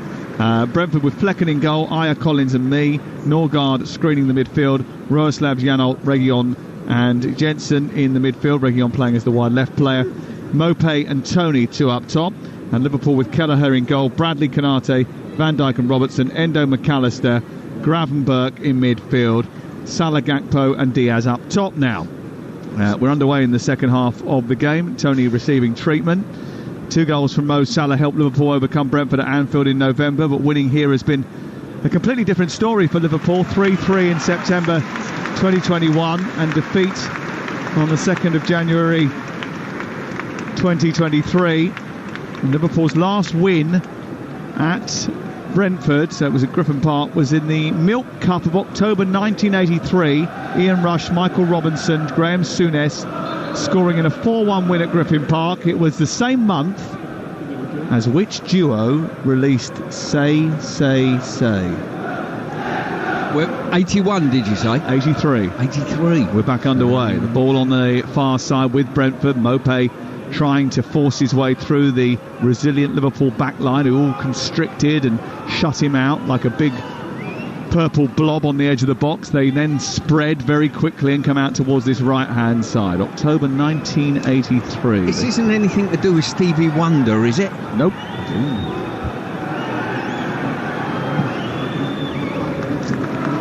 Sal, the outside broadcast producer for the day, stepped in like a superhero today, actually, for the Il Deck, who was supposed to be here. Resh not here as well today. They're falling like Liverpool players. Yes, actually, our team. McAllister down the left-hand side. He's already got it, Sal. 81089 on the text if you want to suggest an answer. Mickey Gray's got it as well. Well done to him. He's one of our reporters today at Burnley against Arsenal. And Mopé's done brilliantly to bring the ball down in the centre circle. He's played it out towards the right-hand side. It's collected now by Roeslav, who just hesitated a little bit too long before getting the ball forward. He's given it to Jensen eventually, and Matthias Jensen being pushed and pulled by Gravenberg gets the ball back into the centre circle, and Brentford patiently look to build again. Still 1-0 to Liverpool, 3 minutes into the second half. A disrupted game for them, but at the moment looks like it's going to be a winning one. Roeslav down the right. Diaz steps across, wins it back for Liverpool. Turns it into halfway, and then after running in behind Roeslav, there's a bit of space for Diaz, who's fed the ball, and he gallops forward down the left channel, plays it to Gakpo, who steps on the ball and falls and loses it as a result of that. It's then put out of play on the far side, and Collins and Diaz go charging into one another. Goes out for a throw, referee says play on. Diaz swings it into Bradley. Bradley edge of the area, right side. Tony funnels back into position. He's received his treatment and he's up and moving again. Bradley once more. Could have played it into Endo, decided not to, went back to Konate. Endo, the Japanese captain, has got it now. Infield it goes to McAllister, who's back to goal, swivels, plays it wide to Diaz, who's got lovely feet, and he twinkles towards the edge of the box and then shoots from about 18 yards, and it's over the top of the crossbar. I'm going to throw Womack and Womack out at you. You're struggling today, aren't you? Yeah, I am. 1983, I thought this would have been sort of prime It is, but Pearce not my territory. kind of music, sadly. What have you got for me? Come on. Paul McCartney and...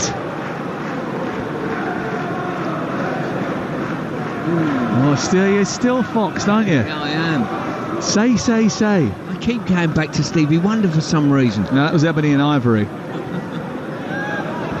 Say, say, say. Paul McCartney and Michael Jackson. Yeah, 1983. Loads of people on our text machine got that. Thank you very much for getting involved. Can't believe that you've lost out to so many Talksport listeners today. I'm pleased I have. Me not knowing that genre of music pleased me, no doubt. Oh dear, that's quite offensive. That's, people like Sal, who are lovers of pop, very excited today, learning that he can get diamond tickets to go and see Kylie Minogue in Hyde Park.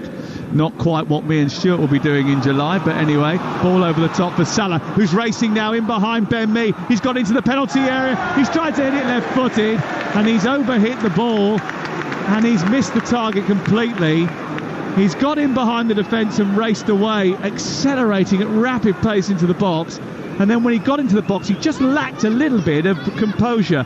Maybe ring rustiness, maybe just an overhit touch as he went into the area, but ended up making it very difficult for himself, and it's wide. Yeah, he's roared through from the halfway line like an out-of-control speedboat. A really good first touch, second touch a little bit wide, third touch okay, fourth touch he should have I knew what he was trying to do, just He's been out of touch for a month. Yeah, say. Usually he puts those away. Out of touch. That was something completely different, mate. It's Hall & Oates. Here is Janelt down the left-hand side.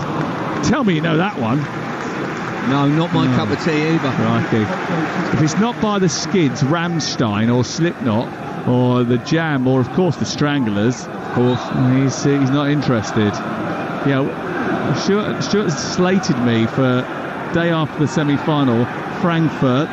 Who are we supposed to be going to see? Well, there's a double-header at Frankfurt Stadium. Rammstein are playing both nights between semi-final and final this summer. Yep. Mopé on the edge of the box, trying to turn, feeds it to Tony, goes out towards the left-hand side, Reguilon, and he plays it infield to Norgard, and now Salah's picked it up again inside his own half, and he's travelling at speed over the halfway line. He's running to the centre, then switched it wide towards the right. Gakpo gets it back to Salah inside the box with the help of a deflection, and they shut that down very quickly, Liverpool, and clear it, Brentford, and clear it away. And Mopé feeds Tony, who turns and wants to feed him back again, and it doesn't quite work its way through to the Frenchman. He just delayed a little bit there, Tony. Over 17,000 inside the stadium today, 1,900 from Liverpool. It's been an entertaining game.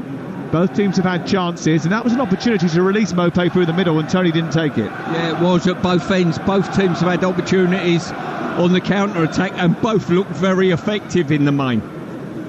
It is 1-0 to Liverpool, though, and you're listening live to Talksport on this Saturday afternoon, where we'll take you round the grounds with Adrian Durham. Lots of 3 o'clock kickoffs in the Premier League today. We'll give you the team news in 14 minutes' time from our reporters up and down the land. And then from 5:30 tonight, the game day phoning, Gabby Agbonlahor, who I saw yesterday. He was doing the breakfast show. And Jamie O'Hara from 5:30, taking your calls, 03717 2233 44. In fact, Dean Saunders in for Gabby today. No, another dropout. They are dropping like flies. What is going round? What was in Talksport Towers yesterday? That'll be me down tomorrow then. Oh no.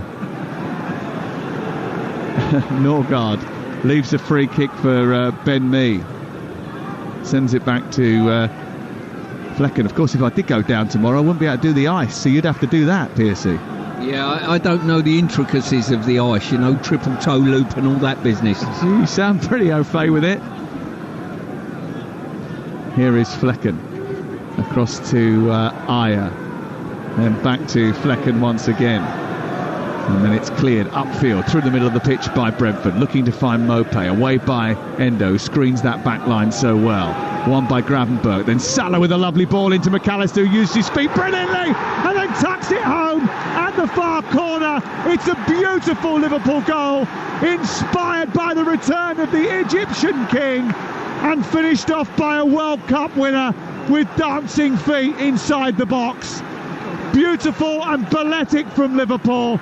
McAllister shifted his weight superbly onto one foot, poked it with the other, and it tickled into the far corner past the despairing Flecken, and it's 2-0 Liverpool. Well, longer the game goes on, the more influential Salah looks as though he's getting, and on that occasion it was his pass inside, received it on the half turn, great ball into the central area, penalty spot, and quick feet by McAllister, just toe poked it beyond the goalkeeper. And I think probably looking at body language of the Brentford players now, they think this game's beyond them.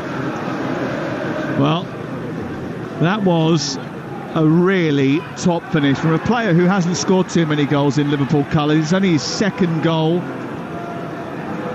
The only other one he manages against Fulham, a real belter from the edge of the box, but that was just perfect, the way he controlled it, brought it down and then poked it in, and it trickled past Flecken and into the net, and it's 2-0 to Liverpool.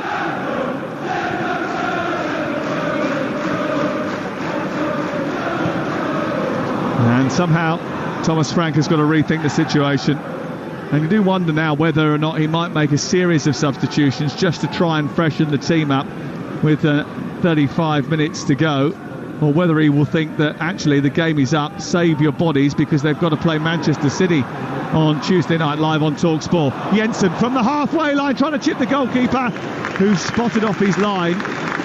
And it was narrowly wide by Jensen. And the idea was right, the execution just not perfect enough. It needs to be really precise. I'll tell you what, listen, he got an ooh from the crowd for what he done, but if I was Ivan Toney now, I'd be really disappointed in him. To a crossfield pass in behind the back line would have been a better option. Well, December was such a crucial month for Brentford. They didn't capitalise on the fixtures they had. Then January came and they were hit by Onyeka and Visa. Had the AFCON, the injuries to Rico Henry and Mbeumo started to bite before Tony got shaped up for his return. There are mitigating factors to their form not being as sharp as last season's, but you do have to be careful, because in a season where everyone thinks that it's already done and dusted, or very much seems to be going that way, Brentford have just 25 points, and were Everton to get a couple of points back, all of a sudden that would constrict and concertina quite tightly at the bottom of that table very quickly. Yeah, it certainly would. As I say, it's all on at the top and the bottom of the league. There's no doubt about that. And a flick into the area. Brentford trying to get one back. It comes through to Mopé. And there was an offside flag up before he could poke it in. It was sent forward by the goalkeeper from a free kick. It went right over the top of everyone. There was a bit of jostling inside the box. And eventually offside was given. It was offside against Mopé. Yeah. It was tight. Just couldn't keep it under the crossbar anyway, but linesman's flags dealt with that, and the referee at this moment in time is just getting a voice from above, I believe. No, it's okay. Yeah, there's nothing in that. I think they thought there might have been a possible penalty for a handball, but the referee has said there's nothing doing. It was Endo who was accused of it. It's going to be a goal kick away to our left hand, or free kick for the offside left hand side on the edge of the 6-yard box, taken by Robertson. It is 2-0 to Liverpool. Plymouth 0, Leeds 1, Arsenal women 3, Manchester United women 0 at the top of the WSL. And Liverpool in charge here, looking to stretch their lead to 5 points, with Manchester City playing Chelsea later at home, Arsenal going away to Burnley later. It's where Adrian Durham is going to station himself, and he will bring you all the goals as they go in from up and down the land. And Luton Town, very much a team that Faye follows, will be in action this weekend, tomorrow against Manchester United, before they play against Liverpool on Wednesday, as Liverpool come forward again and send the ball way over the top of the crossbar from miles out. Another quick crossfield pass though, and then into Bradley, who tried a shot from distance. Yeah, as I say, done brilliantly there. Come inside, starting position in that central midfield area. And when he's burst forward, you thought, just steady yourself a little bit more. Get it on target if you can. McAllister wins it halfway. Up to Salah. Salah trying to turn and does get away from Janot brilliantly with a beautiful body swerve that takes him down the right-hand side. His creation for that goal, superb. And well finished off by Alexis McAllister, as Liverpool take a firm grip on this game, and looking to take a firm grip on the Premier League. They would love it if City were to drop points later, or Arsenal were to drop points in the title race. I'm just looking at Conor Bradley playing now, you know, enjoying his football, playing way beyond his years, to be honest with you. So confident on the ball. McAllister down the right-hand side, gets the throw in from Salah, who took it quickly. It moves towards the corner flag, comes back to the right. The slender figure of Bradley comes infield, then goes back out to McAllister once again, receives it and pushes it into the path of Diaz, and he finds Endo 20 yards from the edge of the box. Out to Gakpo. No one in the area for Liverpool, which is a problem when you have Gakpo, Diaz and Salah as your front three. McAllister into Bradley, but needs must at this moment in time with the injuries to Jota, to Jones and to Nunez. Canate. Now Virgil van Dijk just left of the centre circle. On to Gravenberg. There's going to be 3 changes for Brentford as Liverpool still come forward. Gakpo moving up towards the edge of the area, surrounded by red jerseys. He turns away from it and Bradley delivers across into the box. He angles it from right to left, steered clear by Collins, but only as far as Salah near side. Pokes it to the edge of the box behind Gakpo, has to turn away from Ivan Toney. And then he, in turn, Gakpo squeezes it towards the near side, then tries to bend it round the corner. It's still pinballing around the edge of the box. Jensen can't get it clear. Diaz tries to intervene, but the ball goes up towards the edge of the centre circle, where it's tidied up left side of the defence by Robertson, who immediately hoists the ball forward looking for Salah, and it's just a little bit too far in front of the Egyptian, and Salah couldn't get on the end of it. Yeah, really good crossfield pass, probably about a couple of ounces too much on it. Just went out for one moment. I thought Salah was going to get on the end of it. Yeah, me too, actually. Lewis Potter coming on for Brentford. Onyeka and Visa coming on as well. Mope, Roeslav and Norgard coming off. Replacement number 7, Neil Mope. And he's been replaced by Afghan semi-finalist, Johan Wezza. And replacement number 13. Visa, who gets a big round of applause for being the first Brentford player to score an international tournament. Did very well with the DRC in the AFCON. And Onyeka got all the way to the final with Nigeria. So it's been a good period for those that have been away on international duty. What they want now is to inspire this team to try and conjure an unlikely comeback. It certainly looks unlikely at this moment in time. Yeah, it does. They've not sustained any pressure as of recent times, and if anything, Liverpool seem to be the team that look more likely to get another goal. Here's Gakpo. On the near side is McAllister. McAllister forward, brings it up to halfway. Endo helps it to Gravenberg, who tries to lollop it out towards Salah, but it put him in a bit of trouble, and Aya will see it out on this near side. It's away for a throw-in to Brentford, who trail here by 2-0. Liverpool have had the same number of goal attempts as Brentford in the game, but theirs have been more deadly. They've had much more of the ball as well. Endo pushes Visa. Visa wants to take a free kick quickly. Jensen doesn't want it to be so fast, but he does want to get it forward quickly. And again, they vacated their whole back line and sent it forward.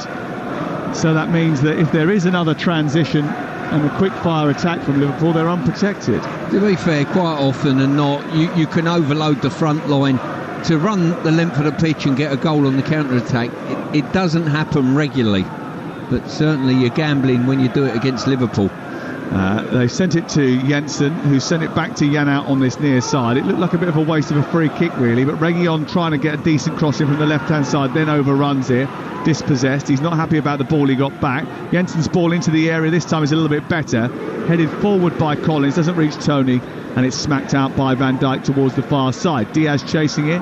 Onyeka has gone out there to try and hold him up. Diaz has wriggled free from his grasp, and he's got Salah in the attack. He's also got Gakpo joining now. He's done brilliantly to hold on to it, joining Gravenberg. Gravenberg moves up towards the edge of the 18-yard box and then just gets away from the defender momentarily to try and get a shot in. And Janelt manages to block it. Bradley far side the left. Into Diaz. Diaz back to Endo.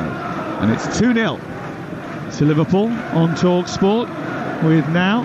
Here is Gakpo trying to weave his way through the tightly congested Brentford back line. And it's repelled towards the halfway line. Brentford 0, Liverpool 2 on Talksport with Now. And don't forget that with Now you can stream all the Sky Sports action like Manchester City, Chelsea live today, no contract. With the Now membership, search Now Sports. Yeah, this is suited Liverpool now.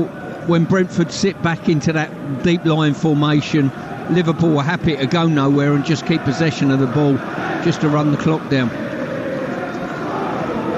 And today is the 44th early kick-off that Liverpool have been involved in since Jurgen Klopp arrived in 2015. He doesn't like them very much, but Liverpool are unbeaten in all 4 Premier League games with a 12:30 kick-off this season, having not won any of them last year. And usually when their 12:30 form is good, overall form is good, and it has been. I thought it was fascinating to listen to Simon Jordan and Tony Scholes clash on these kick-off times on Monday's White and Jordan show last week. Here is Gravenberch into the area, plays into Salah, gets it back to Diaz. It's blocked by the retreating Aya. And then there's a yellow card for Wataru Endo with a little cynical foul on the edge of the box to break up a promising attack for Brentford. So we will indeed turn our attention elsewhere, because Burnley have already been beaten 17 times this season, and now they face Arsenal with Lyle Foster missing for the foreseeable. Who has made it into the team today? Mickey Gray. Well, it's the second lowest scorers against the best defence in the Premier League. Vincent Kompany and Mikel Arteta both named unchanged starting 11s from last week's games. 3 o'clock kick-off here from Turf Moor. It's Burnley against Arsenal. Fulham have got a remarkably good record at home to Aston Villa. Will it continue today? Talksport's James Fielden. Yeah, and they've won 6 of their last 9 here, so we'll be hopeful of the points today. They're unchanged from the 3-1 win against Bournemouth last time out. Villa made 2 enforced changes. Pau Torres and Yuri Tielemans in for the injured Diego Carlos and Boubacar Kamara. Fulham Villa at the Cottage. Expecting no Wilson, no Isaac, so who gets the nod up top for Newcastle? Graham Courtney. Well, as expected, Anthony Gordon moves across to centre forward. Miggy Almiron, and making his first starts in September, Harvey Barnes, they'll run the flanks. Bruno controls everything in the midfield. Eddie Howe's old club Bournemouth, 2 changes. Scott and Sinisterra, they drop down to the bench. Clivert and Semenyo come in. It's going to be a packed St James's for Newcastle against Bournemouth. Mo Salah has scored for Liverpool after picking up a terribly loose ball on the edge of the box from Christopher Aya, who hesitated. He dawdled, and the Egyptian king nipped in, rounded him, rounded Flecken, and popped the ball into the corner of the net. And top spot Klopp is having no drama this year at Hounslow's famous bus stop. It's 3-0. Well, once again, a header not won in and around the halfway line, which is critical. You've got to win. It was flicked on. You've really got to win that header. Gakpo it was who flicked it on, and then when it fell between the 2 players, Salah has put the afterburners on, pushed past the defender Aya, and then just slid the ball across the face of the goalkeeper into the back of the net. He's well and truly back and in the groove. Well, Aya misses the header on halfway. That's criminal. Collins then hesitates, and as a result of that, Salah is allowed to take the ball round the defender and pop it into an empty net. Yeah, and Ben Mee probably not covered himself in glory with that as well. So disappointment all round for the Brentford backline, and from a really promising first half, they've sort of fell away a little bit now and lacking a little bit of confidence within what they're trying to achieve.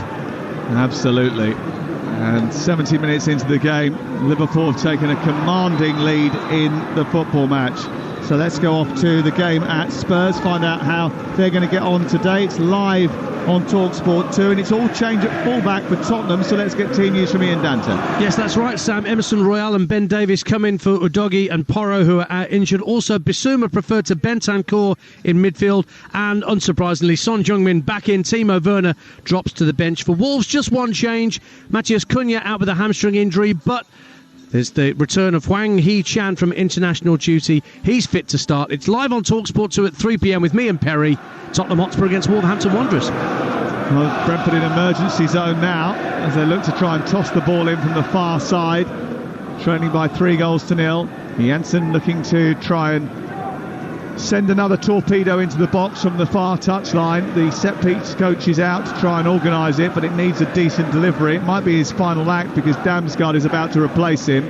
It's launched into the near post, it's headed away rather easily by Van Dijk, and then picked up by Janelt, who sends it up towards the halfway line. So one more bit of team news to bring you, this time from the City Ground. Well, West Ham United, the visitors today. Nuno says he's not picking the AFCON finalists. So who has he picked? Adam Bridge. He's picked 9 of the 11 that took on Newcastle. Niakate and Yates dropped to the bench with Danilo and Felipe coming in. West Ham welcome back Antonio for the first time since November. He's one of 2 changes from the Arsenal thumping. Souček and Johnson make way for Antonio and Calvin Phillips. Liverpool in front here by 3-0. West Ham will be keen to avoid 8 games without a win when they take on Forest later on. All the goals as they go in from Adrian Durham. Ball clipped over the top.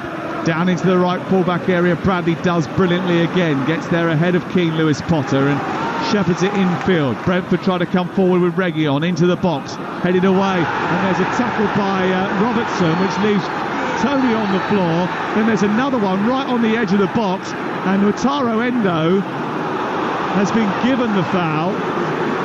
If it had gone the other way, he would have been in massive trouble and been sent off, because he's just been booked. How he's come to that decision, I do not know. That's on first viewing. I'd like to see this again. I weren't sure. I think the Ivan Toney challenge was a penalty prior to that. I think they're going to check that for a penalty. Yeah, that's a penalty. It is a penalty.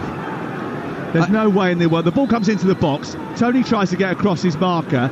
Robertson just slams into his back. Surely that's a penalty.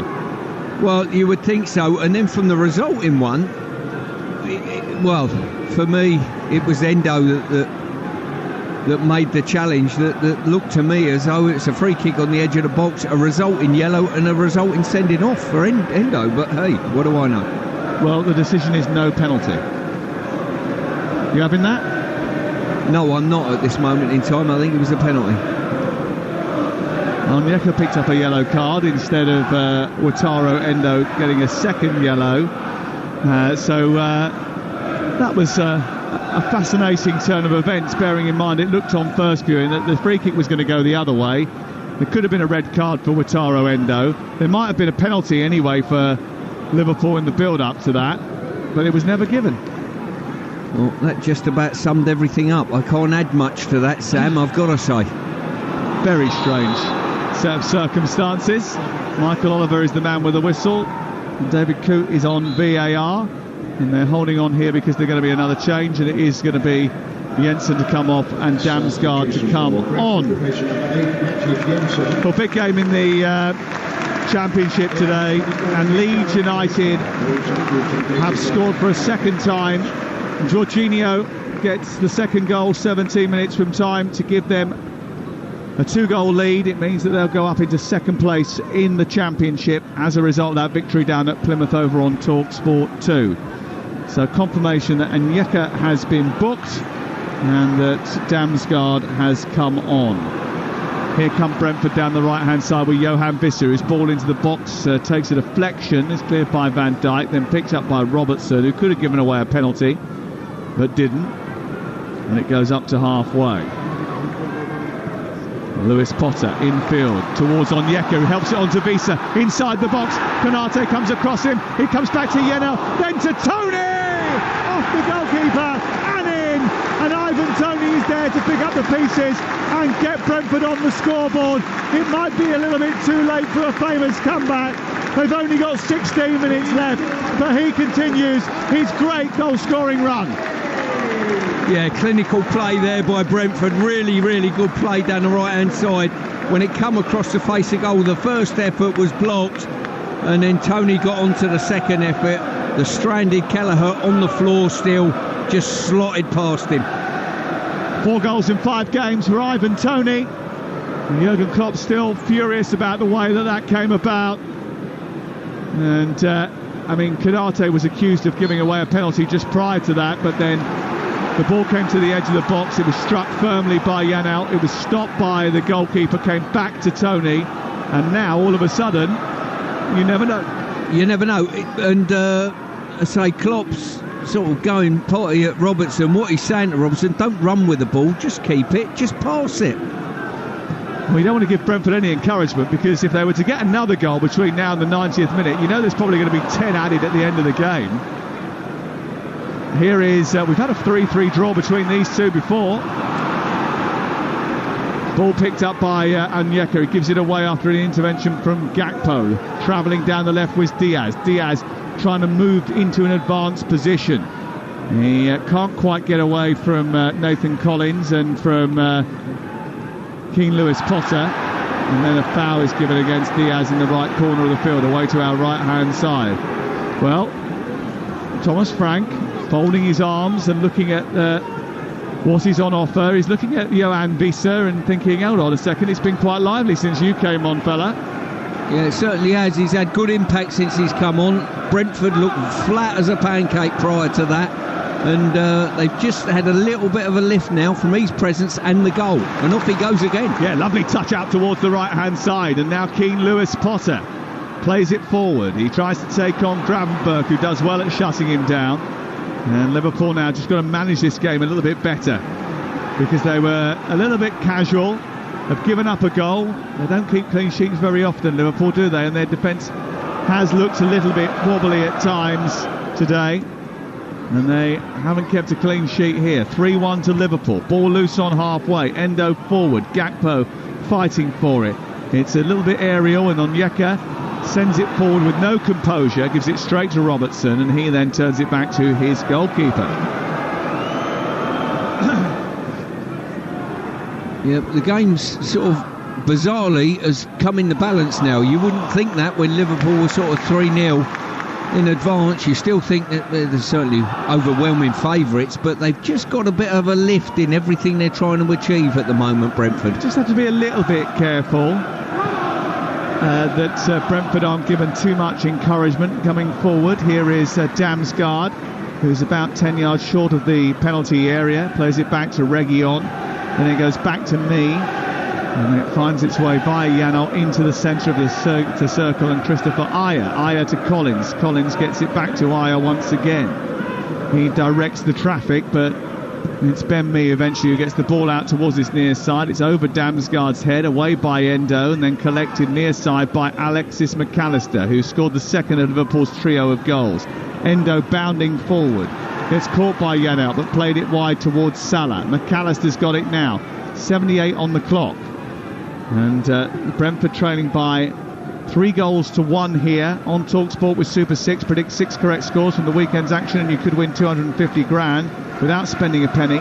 18 plus terms and conditions apply. Diaz, far side, trying to get into an attacking position. Brentford back into position, trying to shut the door. Bradley, though, finds McAllister, whose back heel doesn't come through to Diaz. There's a collision inside the box involving Gakpo and Onyeka. It's a free kick. Well, Jurgen Klopp would have been pretty pleased, I think, at 3-0 that this game was over. He would have been confident enough to believe that this game would be in the bag, but it's not now, is it? No, well, I think it sort of generally is, but not definitely. That Brentford, as ridiculous as it sounds, I don't even know what I'm talking about, to be honest with you, Sam. Visser coming on, like you mentioned earlier, has created more energy, more drive, you know, and that's given Brentford the goal, and secondly, that bit of hope. It's a bit like those expensive purchases that you go to the boutique shops to buy. You don't, somebody else would. No, I don't know what you're talking about. You know, you think you've got enough to pay for it, so you put it in the bag, but it's half in the bag, half out, because you don't know sure if the card's going to go through. Yeah, there you go. Good point. I'm trying to get you out of a hole here. No, you're trying to get me to an expensive shop, and I'm not having it. You haven't been to an expensive shop since when? Never. No, it's not for me. Here is Collins on the edge of the box, plays it back towards his goalkeeper, and Flecken then a lovely pass over the top of the Liverpool midfield and finds Damsgaard, and he tried to slip it through towards Tony, and he almost managed it, and Konato had to stay alive and poke it clear. A flock of pigeons go in front of our eyeballs and distract the players momentarily. Where did they come from? They settle in Flecken's goal away to our right hand side, and the ball is cleared by Kelleher. He sees that headed away by Ayer, and it's loose on halfway. Good work by McAllister, and Onyeka will win it back after Damsgaard dives in. And 10 minutes to go here on Talksport, with Brentford trailing by 3-1. Plymouth 2-0 down to Leeds, and Arsenal women fully in command of their WSL match with Manchester United. Luis Diaz sends it forward, curling it to the edge of the Brentford box, finds Salah, who bumps the ball to McAllister, looked for it back, didn't get it, and then it comes away with Damsgaard, who gets it up to Visser, and Visser is trying to get away on that right hand side. He was tracked well by Konato, the central defender, who came out of his slot and stuck to his task. I'll tell you what, Visser give Damsgaard no help whatsoever there in making himself available, and Damsgaard's done brilliantly in finding him. He's got talent, hasn't he, Damsgaard? He's suffered a little bit. He picked up an injury. He went for an operation. They discovered he's got some form of arthritis, which hasn't helped his progress. But he burst onto the scene at the European Championships in England when he scored that terrific goal at Wembley against England. But that was the last goal that he scored. It's only 3 years ago now. Here's Diaz down the left-hand side. Gets clattered into by Nathan Collins. He went sliding in, and the ball went behind and away for a goal kick. But the referee just going to stop proceedings here to have a consultation with his VAR. I thought initially he was going to give that and then decided against it. I don't think he should. To be fair, if the referee's got anything about him, he books him for diving. He really does.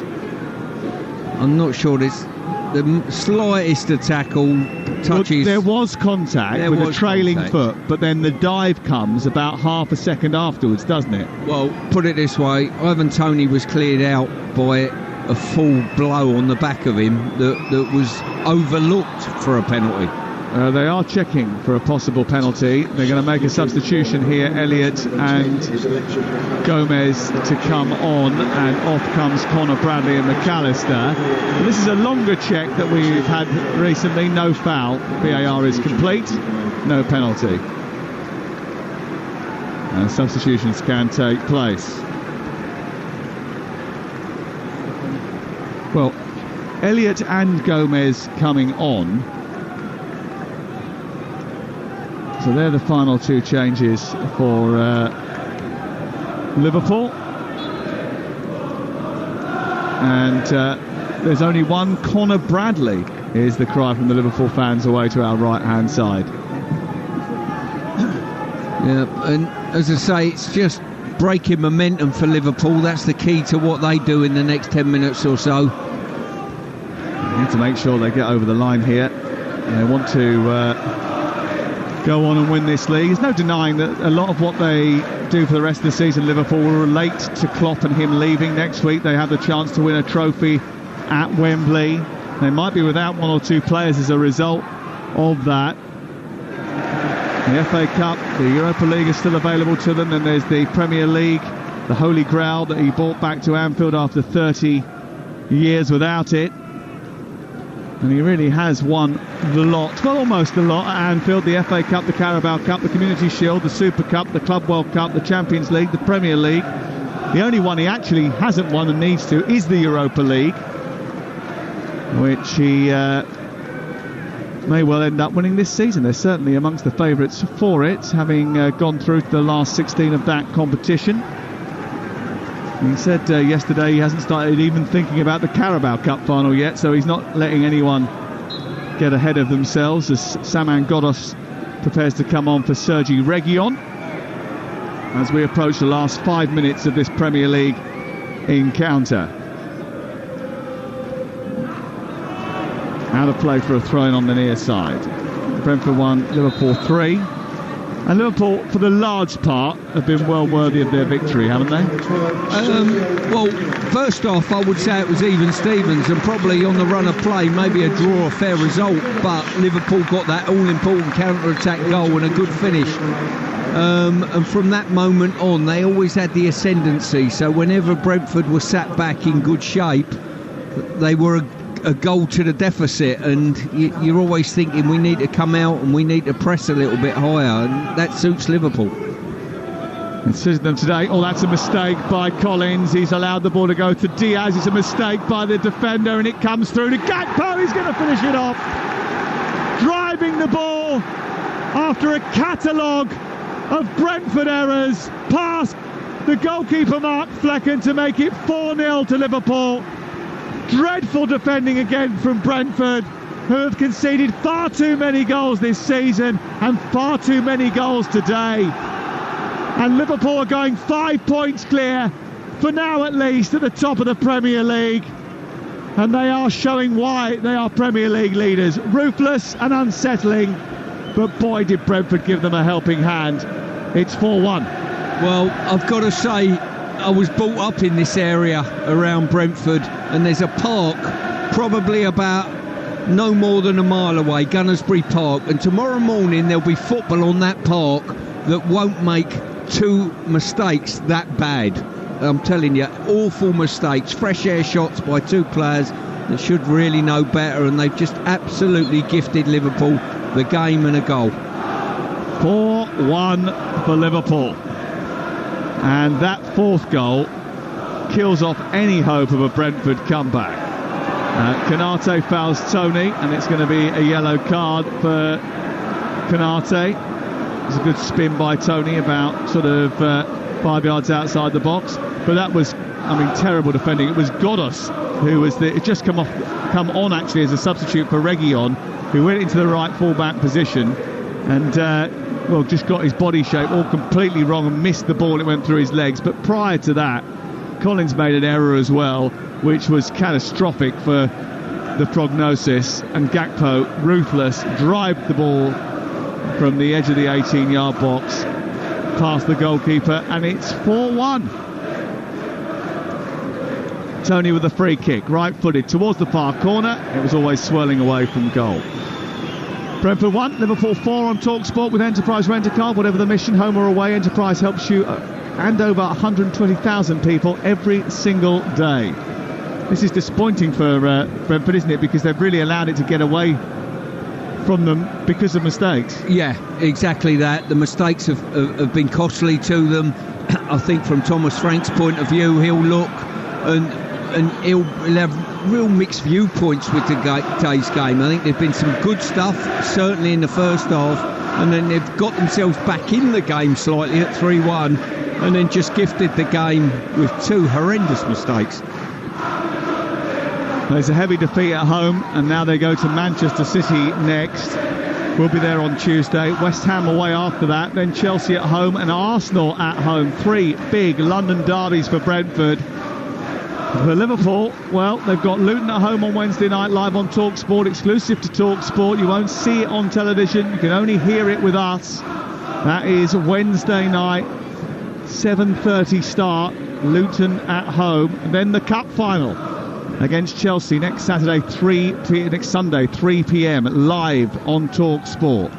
3 o'clock start, an earlier start for the Carabao Cup final, which is on Talksport next Sunday. Looking forward to that as well. So it's a big week for Liverpool, big week for Brentford. Could be a big couple of months for Liverpool. I think as well, when you look at the difference between the two sides, the impact that the subs have had. Salah's come on and he's scored one, assisted one, and the impact of the players. Liverpool got more options from that bench. Myers has gone up for a header with Diaz and clattered into the back of him and given away a free kick as a result of that. 7 minutes of added time at the end of the 90. Brentford going to find themselves in 14th position ahead of this afternoon's kickoffs. Crystal Palace play on Monday night, Nottingham Forest play today. You've heard the team news from that game. Luton tomorrow afternoon. All of them can close the gap, or in Palace's case leapfrog over Brentford at the bottom of that table.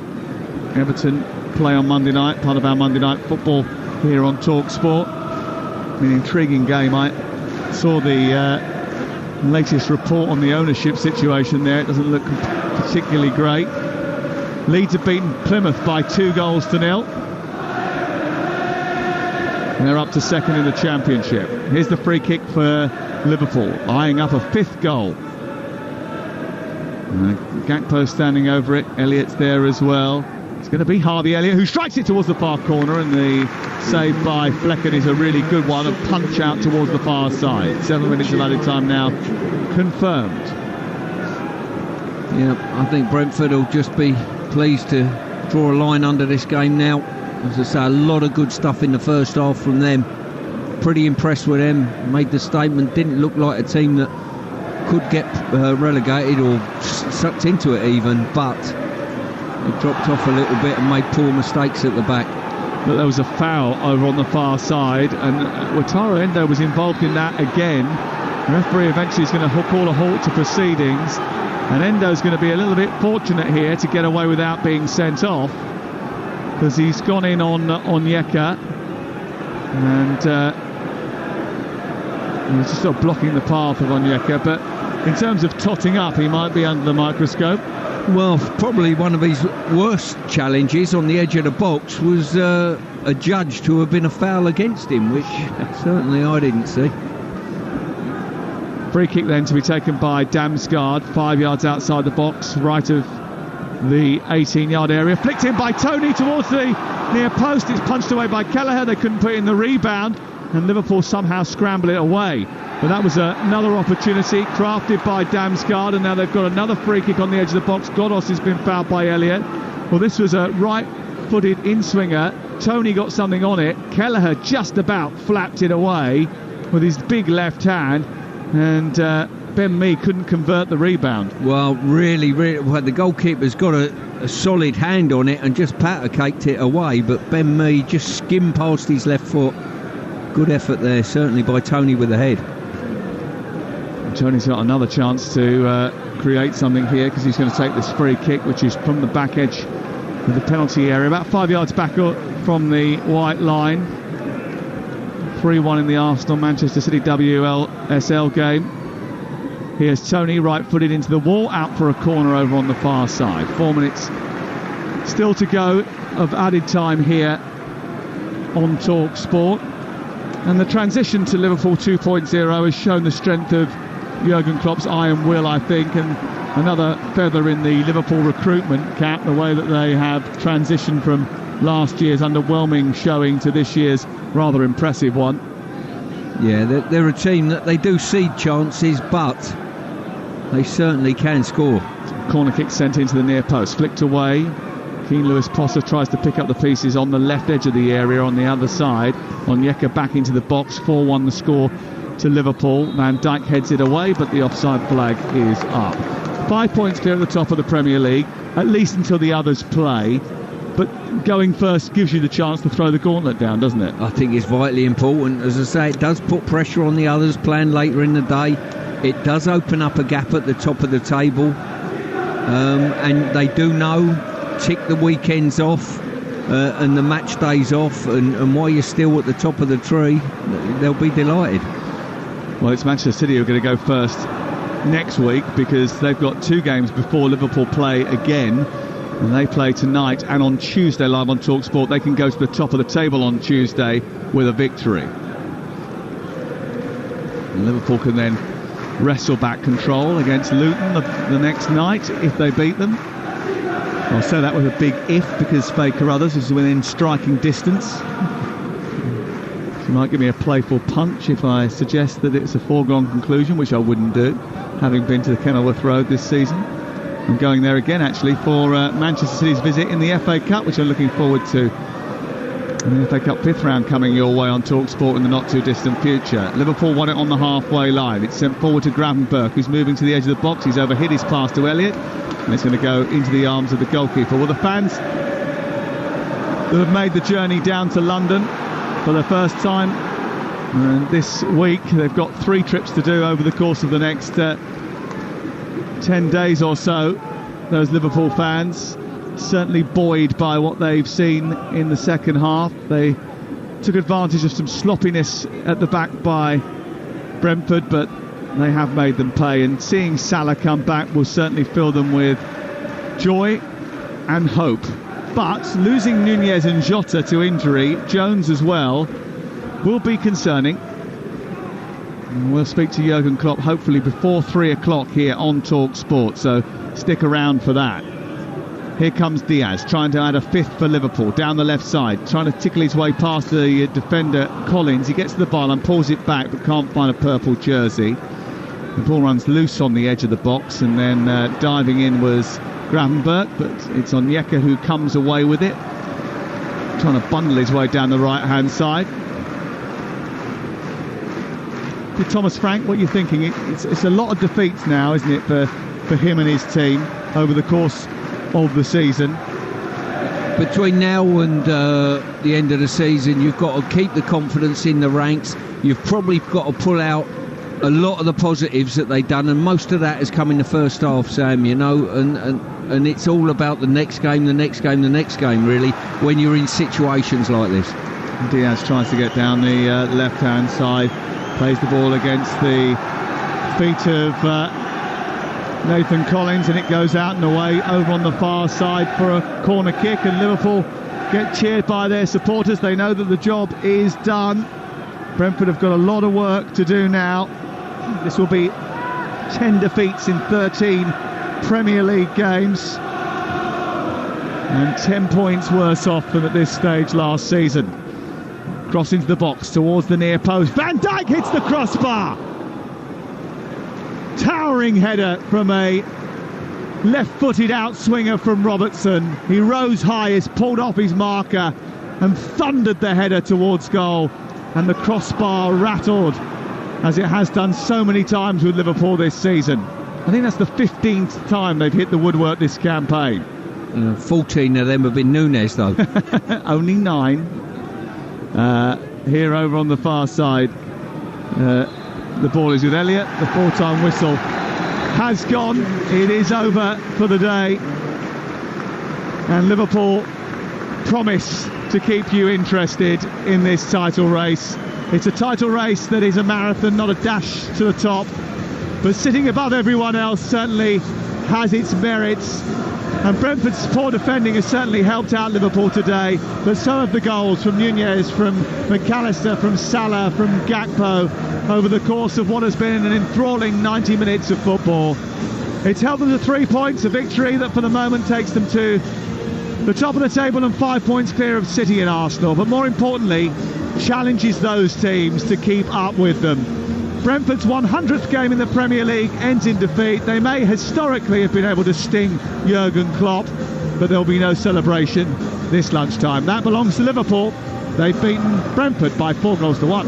And a big smile on Jurgen Klopp's face as he embraced Neil Maupay. Actually, he went straight over to him at the final whistle for a quick conversation, and he'll be pleased, Jurgen Klopp, Stuart Pearce, won't he, that his players, despite the injuries that Sam mentioned there, managed to kick on a gear and get themselves, could have been 5, could have been 6 goals eventually. And this is a banana skin of a venue for many teams, not today. Yeah, it's a tough place to come. Brentford made it very, very tricky in the first half. I thought they played well in the first half, just tailed away second half. And as I say, Liverpool will be looking, coming into this game, a block of 2 matches, this one and the midweek fixture, before taking on a cup final and refocusing. So they'll be delighted with the 3 points. We thought there'd be goals, but we probably thought it was going to be more competitive than it ended up being. Yeah, we did. I think if Brentford would have been a touch more clinical with their final pass, maybe in the first half, they might have threatened the scoreline a little bit more regularly. But you could see that there's just a fragility about their defending at the moment, Brentford. Yeah, it feels like that. They were poor, weren't they? But let's focus on Liverpool, because they are 5 points clear at the top of the table. But 2 and possibly 3, we don't know what's happened yet to Darwin Núñez. As Sam said there, he'll be speaking to Jurgen Klopp very shortly, and hopefully we'll find out a little bit more about why he went off at half-time. But 3 big injuries with big games coming up. That is the tough one for Liverpool. You know, the scoreline, they'll be delighted with the 3 points, yes. The injuries, you know, why did Núñez come off at half-time? Very strange, that one. We didn't see anything in the lead-up to it, but certainly the other 2 injuries as well looked as though they might be a touch more serious. Yeah, there are the 3 punches from Jurgen Klopp to the Liverpool fans. Almost 2,000 of them over in the far corner here at the G-Tech Community Stadium. The Brentford fans would be a little bit disappointed, I think, with some of the showing from their team, particularly defensively, as we mentioned there. Thomas Frank had been so pleased with their clean sheet against Wolves last week, which was their first one since November, but they were so weak today.